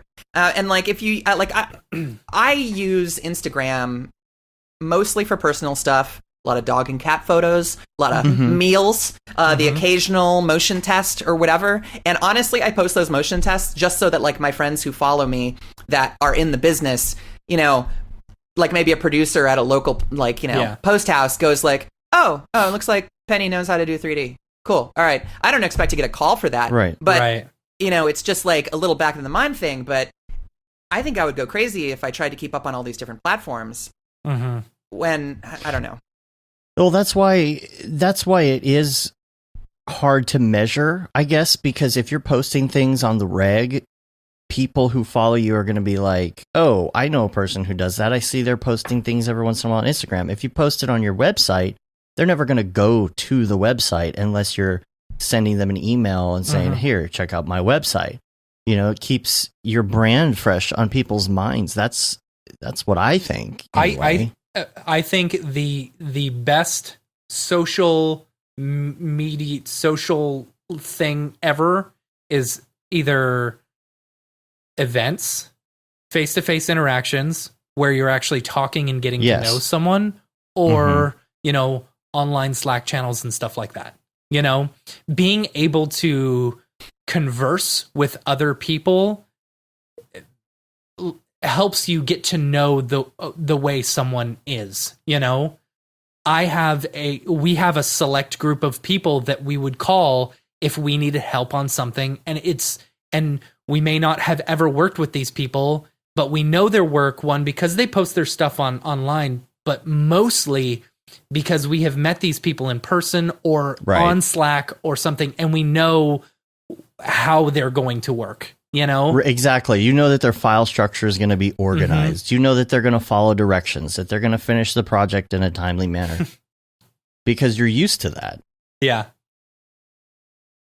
Caitlin was saying, I think when you're starting out and you know no one's social media is great, I very rarely have gotten jobs direct from them, but it's how I know and have met a lot of people, but then it plateaus hard. Mograph teens, network for a year and then delete your accounts. I think that's a great idea. I think that's a great idea. See, I'll never get rid of Slack. I love Slack and I love all the people in our Slack, you know, because I consider a lot of these people my very close friends, you know, and they're people that I would work with and will work with in the future if said jobs come up, you know.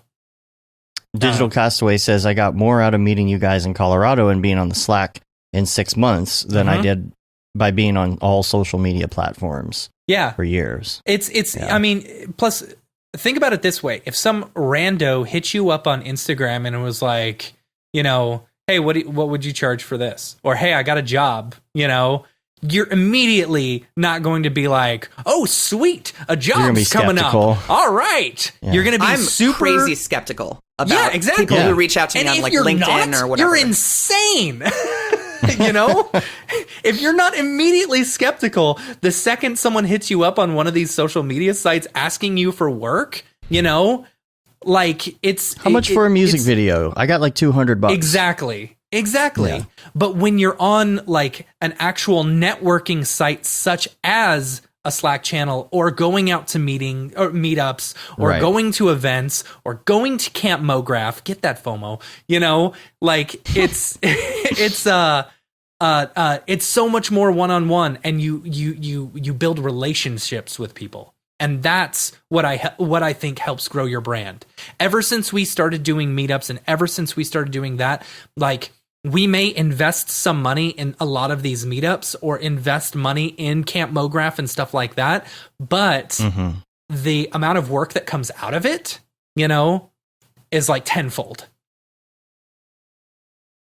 There you go, Dave. There's your shatter or whatever there's my you call clip. It. There's your clip. Use that. Podcast frag. Yeah, there's your podcast frag. Okay, so when I really think about it, I go through my Insta feed, right? And I really do enjoy seeing a lot of the stuff, but what I really enjoy the most is seeing what my friends have done. And they're only my friends because I've gone to meetups and because I've met these people, like, they're legit friends now, you know? So it's like, I want to know what Billy Chitkin has been up to because I want to see that stuff. Like, I'm like, oh man, that's really cool. Like, look what my buddy here is doing. But then also, if I see a particular style that somebody is doing, and then later on somebody asks, hey, I need this style of this thing done. Yeah. Well, if I don't know how to do that well, I'm going to call that person and be like, oh, I know you posted that thing. Yep. I feel like that's what that helps do. Like, continually posting that, you know, different types of animation or stuff you've done, so people know what you can do. But again, it's still going to be for people who are in your immediate clique or your friends or connections rather than just randos. Well, you know, networking and word of mouth. Word of mouth is number one in our industry, you know? Yeah, number one. You know, you are going to get recommendations recommended for jobs from other people, and that's one of the main reasons you will make money as a freelancer. You know, if you go on it's funny, you were talking about what you were just talking about. If you go on our Slack channel and someone posts something, hey, I have a job posting for this and this, immediately, if we don't know that we would be good at it, or if we're like, no, I'm busy, but we almost all of us want to respond with someone who we know would be good for that. There's a lot of at so-and-so. Have you seen exactly. this post? Exactly. You know, at so-and-so would be good at this, at so-and-so, you know, and eventually you're going to find someone who's going to be able to do the work. You know? Yeah. But you know that it's at so-and-so is going to be good because they have at least posted something.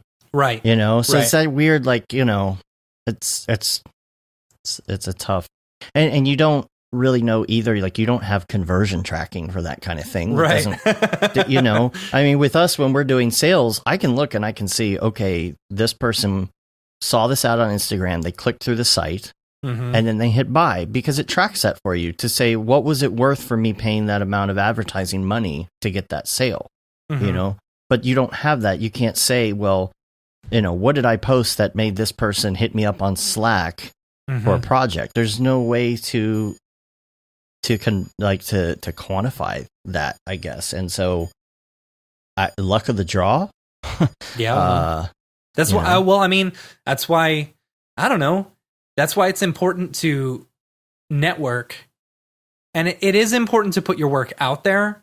You know, I mean, see, that's the only reason I keep an Instagram is because I want to be able to put my work out there. Or really, in our Slack, for example, there's a share. You know, if I post something, if I make something that I really like, I'm going to share it.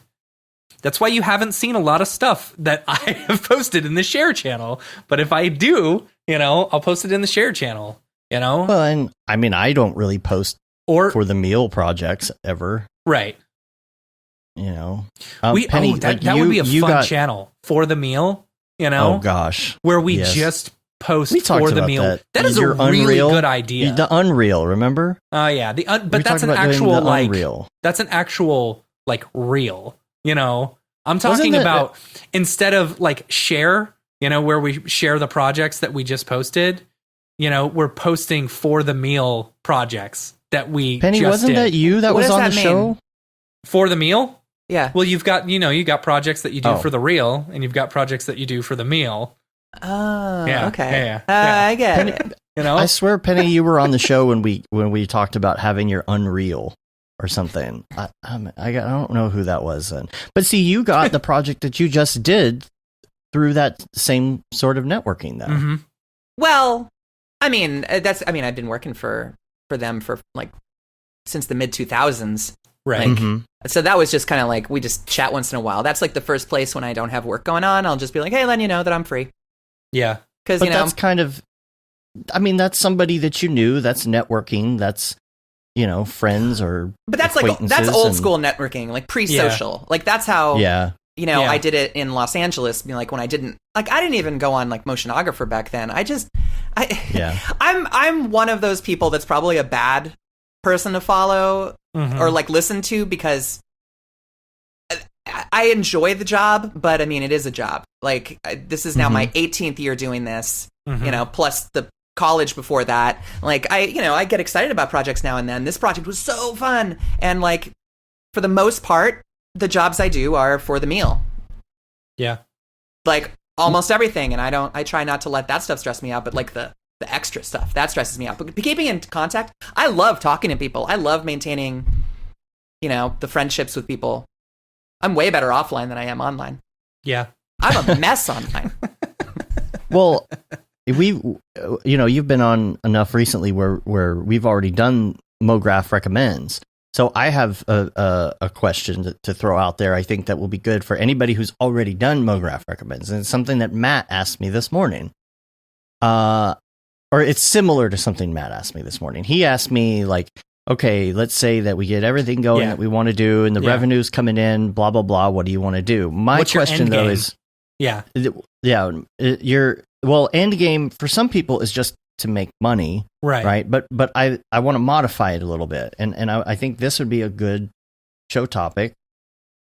If you weren't doing this for a living, or not a good show topic, a good question. If you weren't doing this for a living, what would you be doing for a living? Oh, this is to me, huh? That's to you. Oh, okay, cool. Yeah. I think that's it helps to the only other thing I've been good at everybody's personality in another making pizzas. And it's funny because I want my ultimate goal is make a couple $1 million that I can live off of and start my own pizza chain. I want to get back to making pizzas. You know? Piegraph.com. Right. Piegraph. Mopie.com. Yeah, I mean, how many of us have thought about like quitting, right? And like what? Okay, all right, I hate this job right now. So what do I do? You know, like I've gone through that so many times in my career. Yeah. Should I go back to school? Yeah. Oh man, I really wanted. I almost went back to school for film and for illustration, and I very much considered trying to get into tattooing.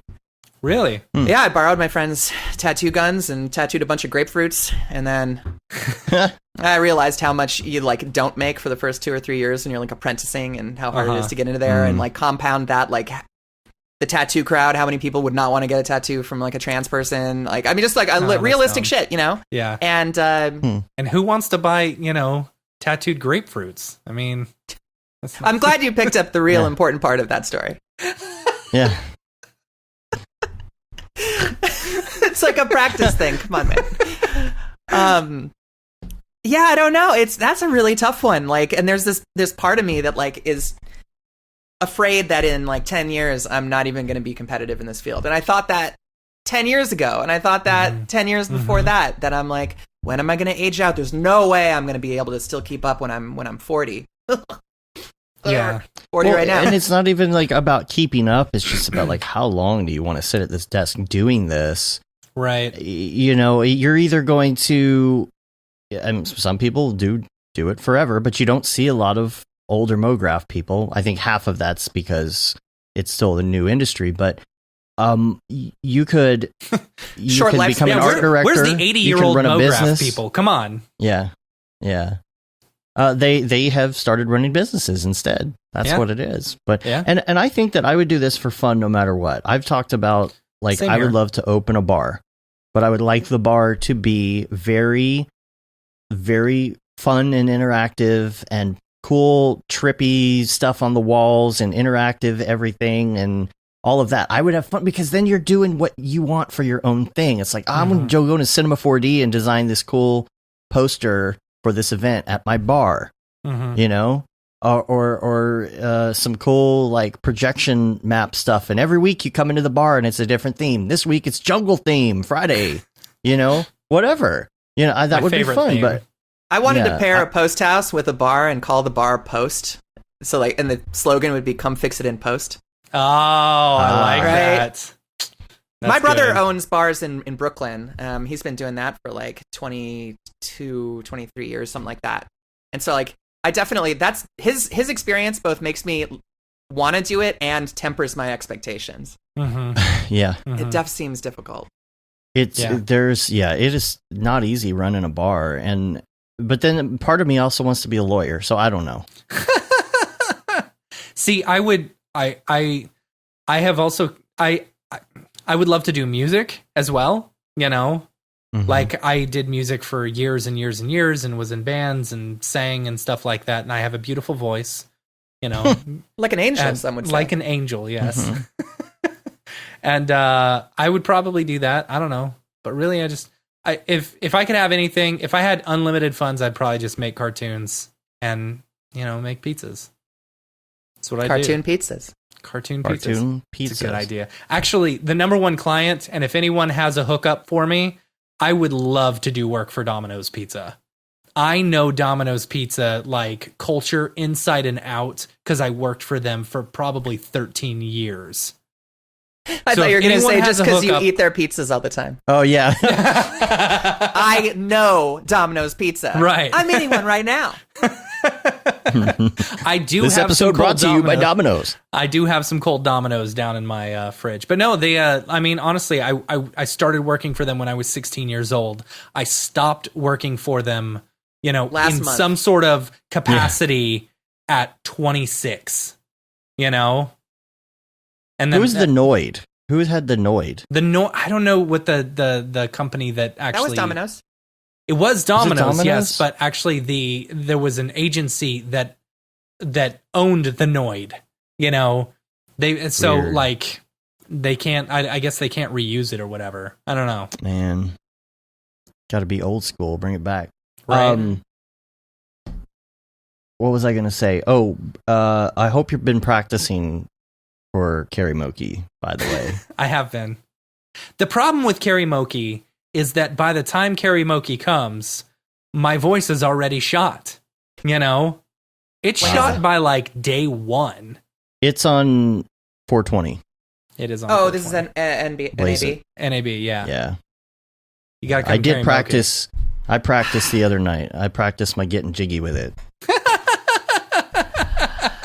There's a video of me somewhere that I have not seen of last year. I'm pretty sure I have that. Hold on, let me look. Do you? I can't even imagine no. being able to sing at the end of NAB.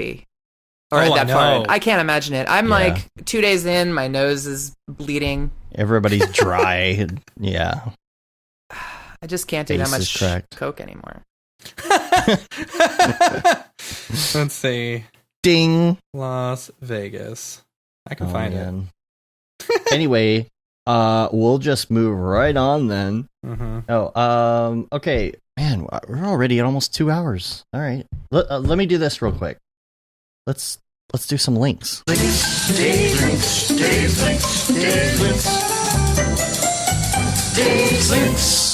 Dave's links. I actually have a good handful of links this week to show all of you. Number one is virtual ASMR, and I wish I could remember where I got this link. Where somebody I don't think anyone sent it. I think I saw someone post it somewhere. I'm sorry I didn't give you credit. Virtual. You know what ASMR is, right? Yes. You know. Virtual ASMR? Well, you know what ASMR is. I think so. Just in general. You know, where people like get the weird head tingles and they like to listen to talk like this. Or people doing like, you know, like into the, and people like that stuff. Welcome and they to watch the it on YouTube. ASMR section of the Mograph podcast. We're going to talk about Mograph like this. This is a clicky keyboard. Pretty good, right? Oh, yeah. Very yeah. nice. Thank you. And a lot of people like try to equate it to like something sexual, but it's not. You know, like there's people that truly enjoy listening to those noises in their ears with headphones, and like it gives you this weird brain tingle. And I guess not everybody is prone to liking that. Some people absolutely hate it, understandably. You know, people chewing in your ear, no thank you. Gross. But unless it's Domino's. Of course. Yeah, that's right. I mean, that's right. Yeah, Caitlin says 100% non-sexual, we promise.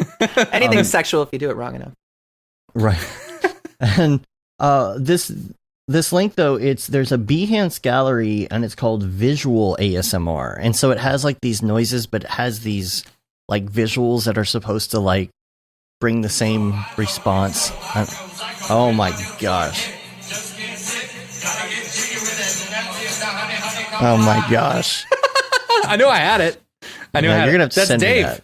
singing Get Jiggy With It at karaoke last year. Oh, I was like, that's ASMR? No, it's not ASMR. It's Dave. I mean, it can be. Dude. What is something? What's on my face? You look like a juggalo. I don't know. But like It's probably a light. Yeah, it's just a light. Oh, okay. Oh, it's a light. I got you. I could see the reflection of your temperature control. Yeah. Sorry. I didn't Okay, mean to so interrupt. yeah. Check that out. You know, whatever. Mandalorian. Oh, this behind the scenes of Mandalorian. So good. Out. Penny, have you seen this? Not the behind the scenes now. The show, yes. That they're using. Is it Unity or it's Unreal? One of the two. It's Unreal. Unreal. Along with like all the camera tracking and the LED panels and stuff. Oh, they're doing that stuff in it? Yeah. To like get the realistic like lighting or the more realistic lighting and more realistic reflections and stuff like that. It's way But they cool. actually use it. It's not like they're using it to like frame the shot and then like, you know, green screen. They're literally getting these shots with this stuff in the background because they're in this huge round LED. Like, so they're framing the shot and they're like using that for production. Yeah. You know? That's And so it is cool. you gotta check absolutely this insane video out. to me. Yeah. All this on the fly. They're And like, oh, that mountain's not here's the big thing, enough. And they're then they not just the make it first bigger. ones to do this. You know, No. like I've seen it at NAB for years, you know, for the past few years, people doing this on live sets and stuff. But It's about blocking most of the time is the thing. right. Or doing like news stuff, you know, like I think this is the first time a big production company has actually used it in a production. It's something to this caliber, you know? Yeah. It almost seems like the kind of thing that wouldn't work. You know what I mean? Like, if I were to, you know, if like someone pitched that to me, I'd be like, well, there's no way. Like, you'd get some kind of weird moire pattern or something. Or it's the first thing I thought of. Like, I'm curious what the pixel pitch is on each of these LED panels. Like, is it that like the background is so big or you're so far away from it that it's depth of field. That like the depth of field like just kind of blurs it enough to where you won't see the pixel pitch, or is it just so fine that like, you know, they're probably using a very high res wall, the pixel pitch, but honestly, like if that stuff is all out of focus and then they're bringing down the overall brightness, I'm sure those LED panels have the ability to be incredibly bright. They probably bring them way down. Yeah, that's probably true. I didn't even think about that. And then once you light the person in front, then the stuff in the background is a little more even and all of that, you know. Yeah. And plus it's camera tracking and these distortions, like you can see in the video that there's actually real-time distortion going on just toward the stuff that's like facing the camera, so that it looks correct and the other stuff isn't moving, but it's distorting these weird areas. Definitely worth checking out. I hope they do more. Go ahead. I'm really curious about how like the bit depth and the like range of light works. You know what I mean? Like that. That's the next thing that my brain goes to is like, you know, if you see the sun in the shot and like shadows and stuff like that, like how are you adjusting your camera settings so that it feels like a dynamic range of lighting? Because I mean, like these monitors don't go as bright as the real sun, right? Like maybe it's better because you're not actually blowing anything out. You have more control over the entire thing. Yeah. No sis knows said, from what I've read, the panels are pretty dense. The panels behind that's Brian. The camera. What? That's Brian. Oh, hi Brian. The panels behind the camera aren't as dense. Yeah. I was gonna say I know this Gnosis. What is it? The American Cinematographer article about it online. Okay. I'll see if I can look that up. We'll put it in the notes. Cool. Super dope though. Also, a link here. So we talked about last week, John Dickinson. He has now this week joined the Boris FX team. Good for him! Yay! Yeah. I think that's a good call because you know he knows Sapphire really really well. You know, and he has been a big proponent of Sapphire and Boris products for a very long time since we've known him. You know. Yeah, don't question John Dickinson. Also, this is interesting. Adobe patches a critical bug affecting Media Encoder in After Effects.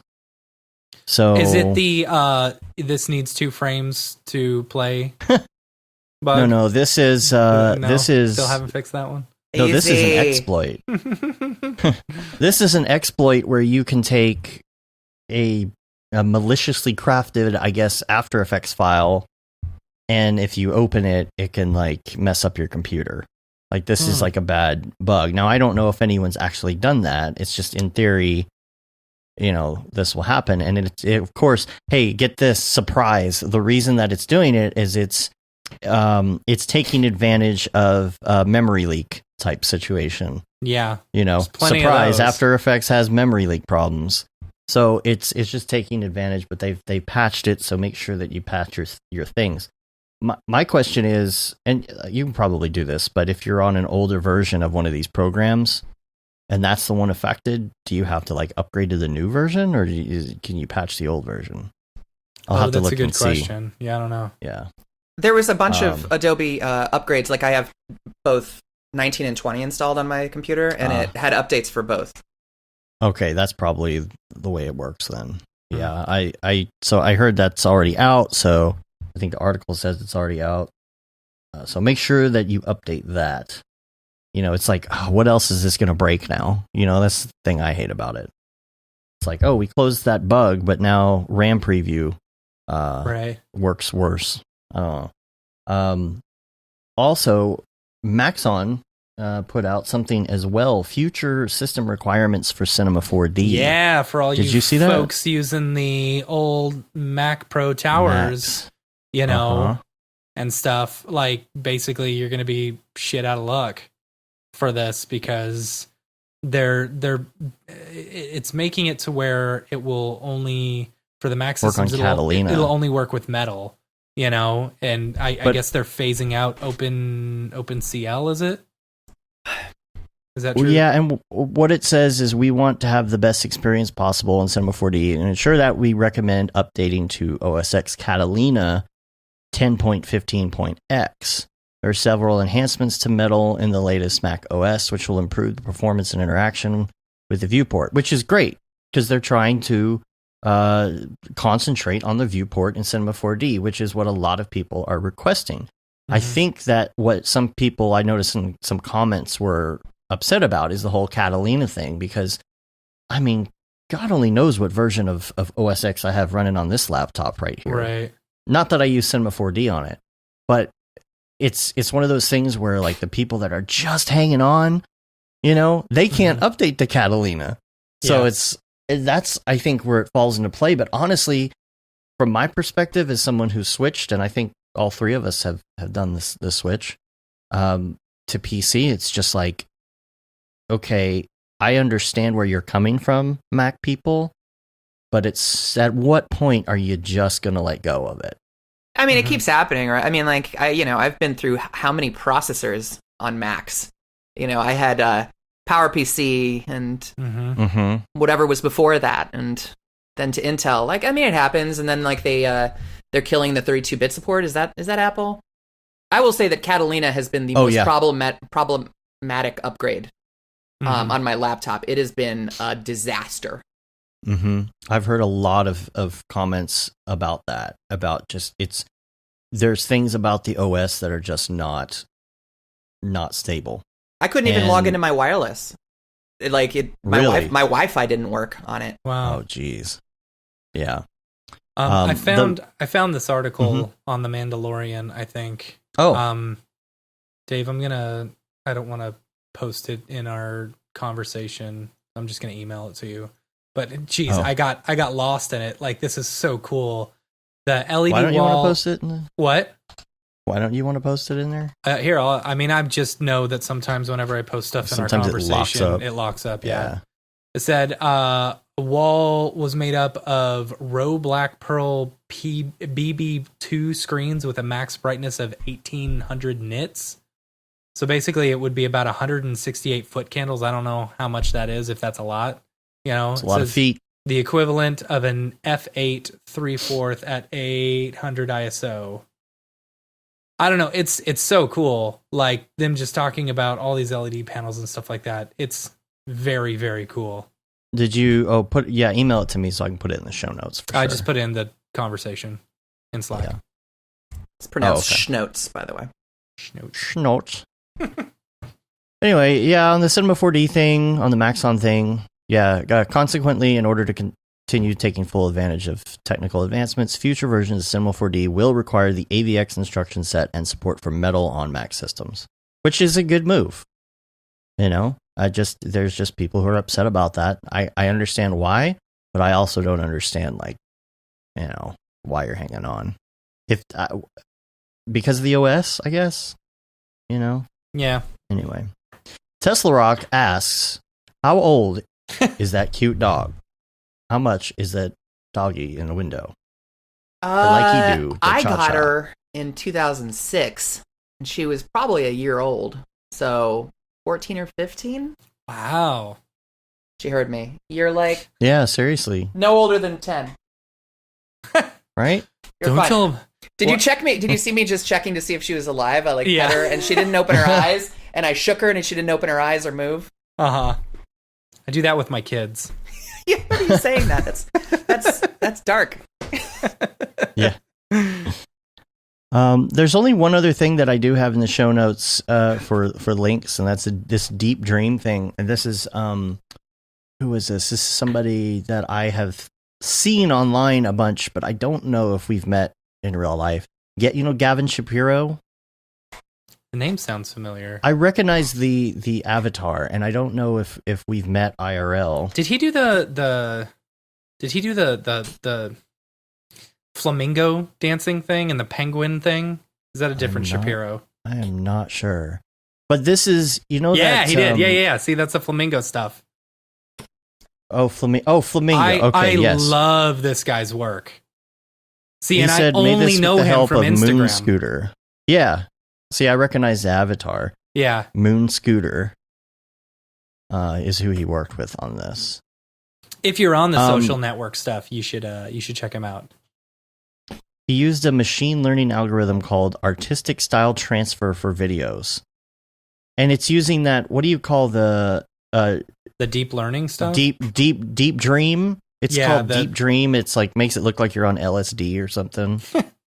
Apparently a lot of people say that that's what Shapiro it looks like when you're 500 on is LSD. what his name is. Shapiro 500. Yeah, it's right here. Cool. But see, I guess that's an example though, right? Of what Instagram will do in that aspect. Like, I recognize that guy. I've seen his stuff somewhere before, right? And now that we've seen this, we talked about him. If we met this person at a meetup, then we'd be like, oh yeah, you did the flamingo thing. Yeah, I can't tell you the number of times we've met someone and it's like, oh, you did that? Oh, I love that. Right. Yeah. I also wanted to do a quick Beeple's People, but not in the traditional sense of the word. Peoples, people, where'd you get that Grebo? Peoples, people, what's up with that guy?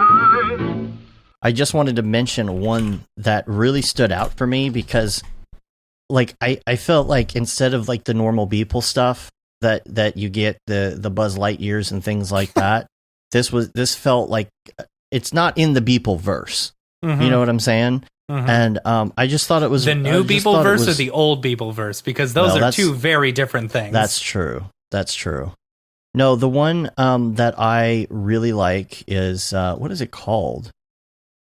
February 20th. It's called Nuclear Family, and I don't know. I really liked this. This one was cool. Yeah, I love the color. I love what he did with it. I mean, you know what's great about this one? He only had to render out half of it. No, did he? No, he didn't. No, it's not. Sure? It's not fully symmetrical. Okay, sorry. He only had to model half of it. Then you put in a symmetry object. He put a symmetry object. Yeah, there you go. There you go. No, really great. Really great. I just wanted to mention that because I was scrolling through my feed and I was like, oh, who made that? It was one of those things where you're like, instead of being like, oh, that's Beeple, you're like, yeah, who did that? Yeah. I'm like, oh, wow. It's just different. And so I thought I'd bring that one up. Anyway, that's the only one I have. What? I like the non Buzz Lightyear, non Winnie the Pooh ones that he does lately. Yes. Blood and things. Yeah. I love you, Mike, but come on. But I love this style. This is so great. Yeah. I don't know. I really liked that. See, that one is one that I would frame and check out. Put it on a wall, Yeah. Anyway. I don't have anything else, y'all. It's a 2-hour show. It might be longer depending on how much my stuff cut out. Oh, yeah. No, we are at 2 hours now. 2 hours and 4 minutes. All right, then you're missing 2 hours and 4 minutes. Oh, you're missing 6 minutes from me. It's all right. I'll pull it from the feed. I'll just spend all afternoon working on it. Don't worry. Can you just dub it? Can you play it back and dub it? Yeah. Yeah, there you go. Yeah. Do some ADR. Come on. Just do some ADR. You can do that, right? Yeah. Penny, thanks for being on the show. You're one of my favorite people to have on here. Yeah. Oh, thank you. This was super fun. I really appreciate it. You're super chill and you're really funny. I mean, those are true things. Always have a really good time when you're on the show, I'll say. So thank you. Well, I have a good time too. This was 3 for me. This was fun. Yeah. And Jago Motion says, Puppy Graph podcast, please. Oh, Yeah. that's pretty good. You can It's talk like about the puppies Puppy and Bowl. cereal. Right? The Puppy Bowl, Right. it's You know, about puppies and cereal. I animated the graphics for the very first Puppy Bowl. Did you really? Really? I did back in like 2003 or 4 or something. Nice. Sweet. Mhm. Nice. Something to put on your reel. Hmm. It was at one point. I wouldn't now. Yeah. Right. I'm the and Puppy so Bowl. if peop- I'm the Puppy Bowl person. Oh, Come on, gee. hire me. 1. Yeah. Right. Roman numeral 1. Right. Yeah. And then they're like, well, why didn't they use you for the second Puppy Bowl? Well, so we're not going to talk about that. They couldn't afford me anymore. They couldn't I afford me wasn't very anymore. good. Yeah, of course. That's funny. That's Uh-huh. good. Yeah, So but thanks for if having me on. This was super duper fun. Thanks. And if people want to find you online, and the only place they could find you online, Oh yeah, Instagram. Baffled by foxes. Baffled by Foxes. Did you ever tell us the origin of that? I can't remember. Is there an origin from that? Is that I don't remember. I've always seen it as like a double meaning, you know? Oh, like I'm curious. you really like foxes, the animals, you know, but you also like, you know, oh, she's foxy. You know? Hadn't thought of that. That's the way that I've always thought of it. That's fair. That's fair. Yeah. My wife is super confusing to me. Stone Cold Fox, though. Yeah. Yeah. Well, hopefully we'll see you at all these things. I would like to also reiterate the Signal event Yeah. at in Austin. What is the date on that? I need to make sure that I have that on my calendar. That is it March? Pausing.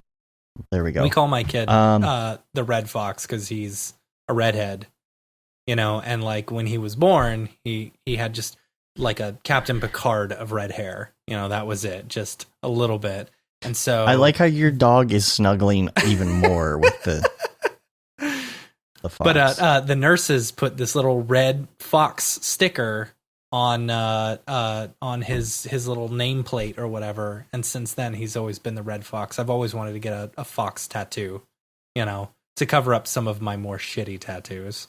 I got my first fox tattoo in LA. Yeah, It's a big one on my leg. nice. I've never cried getting a tattoo before. Oh, really? Ooh. So painful. Jeez. Oh man, I want to get another one. I just don't. I never know what to get. Yeah. So I did find the date of Signal. It is March 13th. I almost said March 13th. I was right. I hope I'm in town. Man. Yep, Friday the things 13th. Yeah, you got to come Ooh. down. It's going to be super cool. Okay, yeah, plug for a Signal. It's Yeah. at the Thinkery. Super Yes, dope venue. I love the Yeah. Thinkery. Yeah. Yeah, it's going to be rad. And there's a the week before, there's going to be like a whole day animation jam to make some content for it. So Oh, like cool. if you live in Austin and, you know, or nearby and you want to come down for the Saturday before, the Friday night before is like a little mixer to like kind of figure out if you're bringing a team or you want to join a team and like meet people. And then the next morning at this Buzzmill, super rad coffee shop bar, it's going to be like, I don't know, 10, 12 hours or something in a row of just making whatever the topic is. Mm-hmm. Sweet little animation jam. I'm just That's now cool. realizing that that's the second half of spring break. So that might be difficult to get down there. I don't know. Unless I can bring my daughter. Bring your daughter. She's good at Cinnabon 4D. Cinnamon 4D. Cinnamon 4D, that's what she calls it, yeah. Yeah. She might be interested to see it. I don't know. I don't know. Super cute. Just give her a couple beers and see what happens.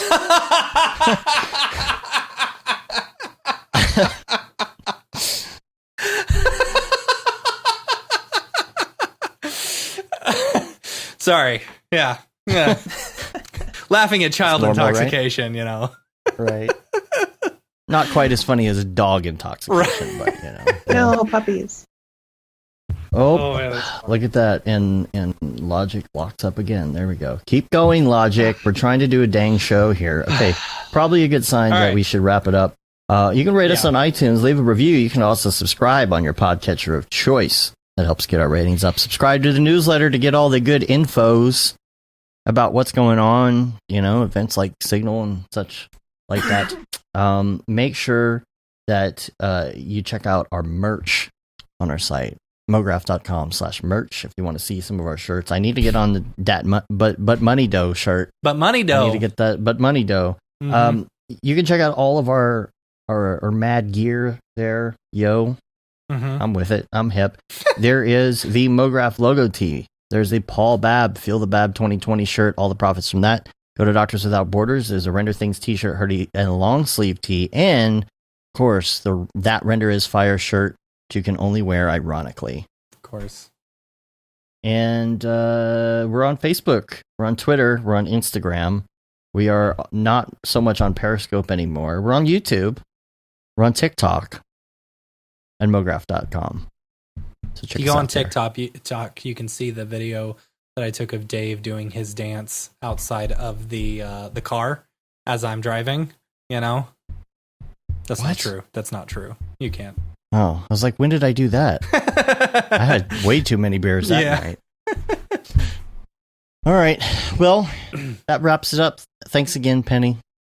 Thank y'all. Hopefully we'll see you soon at one of these events somewhere around here. Try to make it to Dallas, but yeah, hopefully. Shit. Sweet. Yeah. Cool. All right. We're taking off. Till next time, I'm Dave. And I'm Matt. I'm Penny. Yeah, have a good one. Later, yo.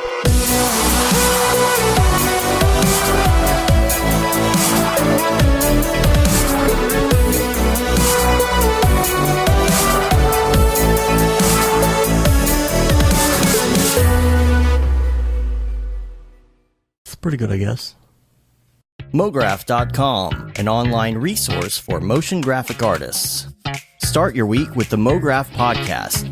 Industry news, interviews with your favorite artists, and terrible humor. Watch live shows and interviews from Mograph events like NAB, SIGGRAPH, Half-Res, and local meetups. Our Mograph Talks feature live demos and motivation from artists all around the world. Sometimes you gotta make stuff that you're not gonna put on your reel, and I'm not here to judge. What if Rick and Morty show up for the countdown at midnight? That's where I peaked in life, in my career. We gotta stop this thing, Rick! It's gonna kill us all! Hear from the people that create your software, design your render engines, and artists that are changing the face of modern motion graphics. You get that render done. Yeah, you better frame what? Mograph tutorials and online classes will teach you about Cinema 4D, After Effects, as well as other popular software and render engines. Throw in the HDR Studio, take the render settings, pick the HDR, put in reflection, and gorgeous. Branch into new software. Learn time-saving tips, techniques, workflows, and lessons that'll keep you up to date in the world of motion design. Oh, brother, those are some of my favorite elves. I love projects that scare me. When our art director comes to us and asks for something that I had never done before, man, it gets me pumped. Join the conversation in our live sessions. Check out our plugins or join the hundreds of daily active users in our Slack channel for technical help, advice, contests, or just to joke around. Real nice banana. Ah, that's so funny. All right. I'm gonna live forever. Subscribe today and get the latest updates on our YouTube and other social media channels. Take all your dreams and just do it! We don't care how you get here, folks.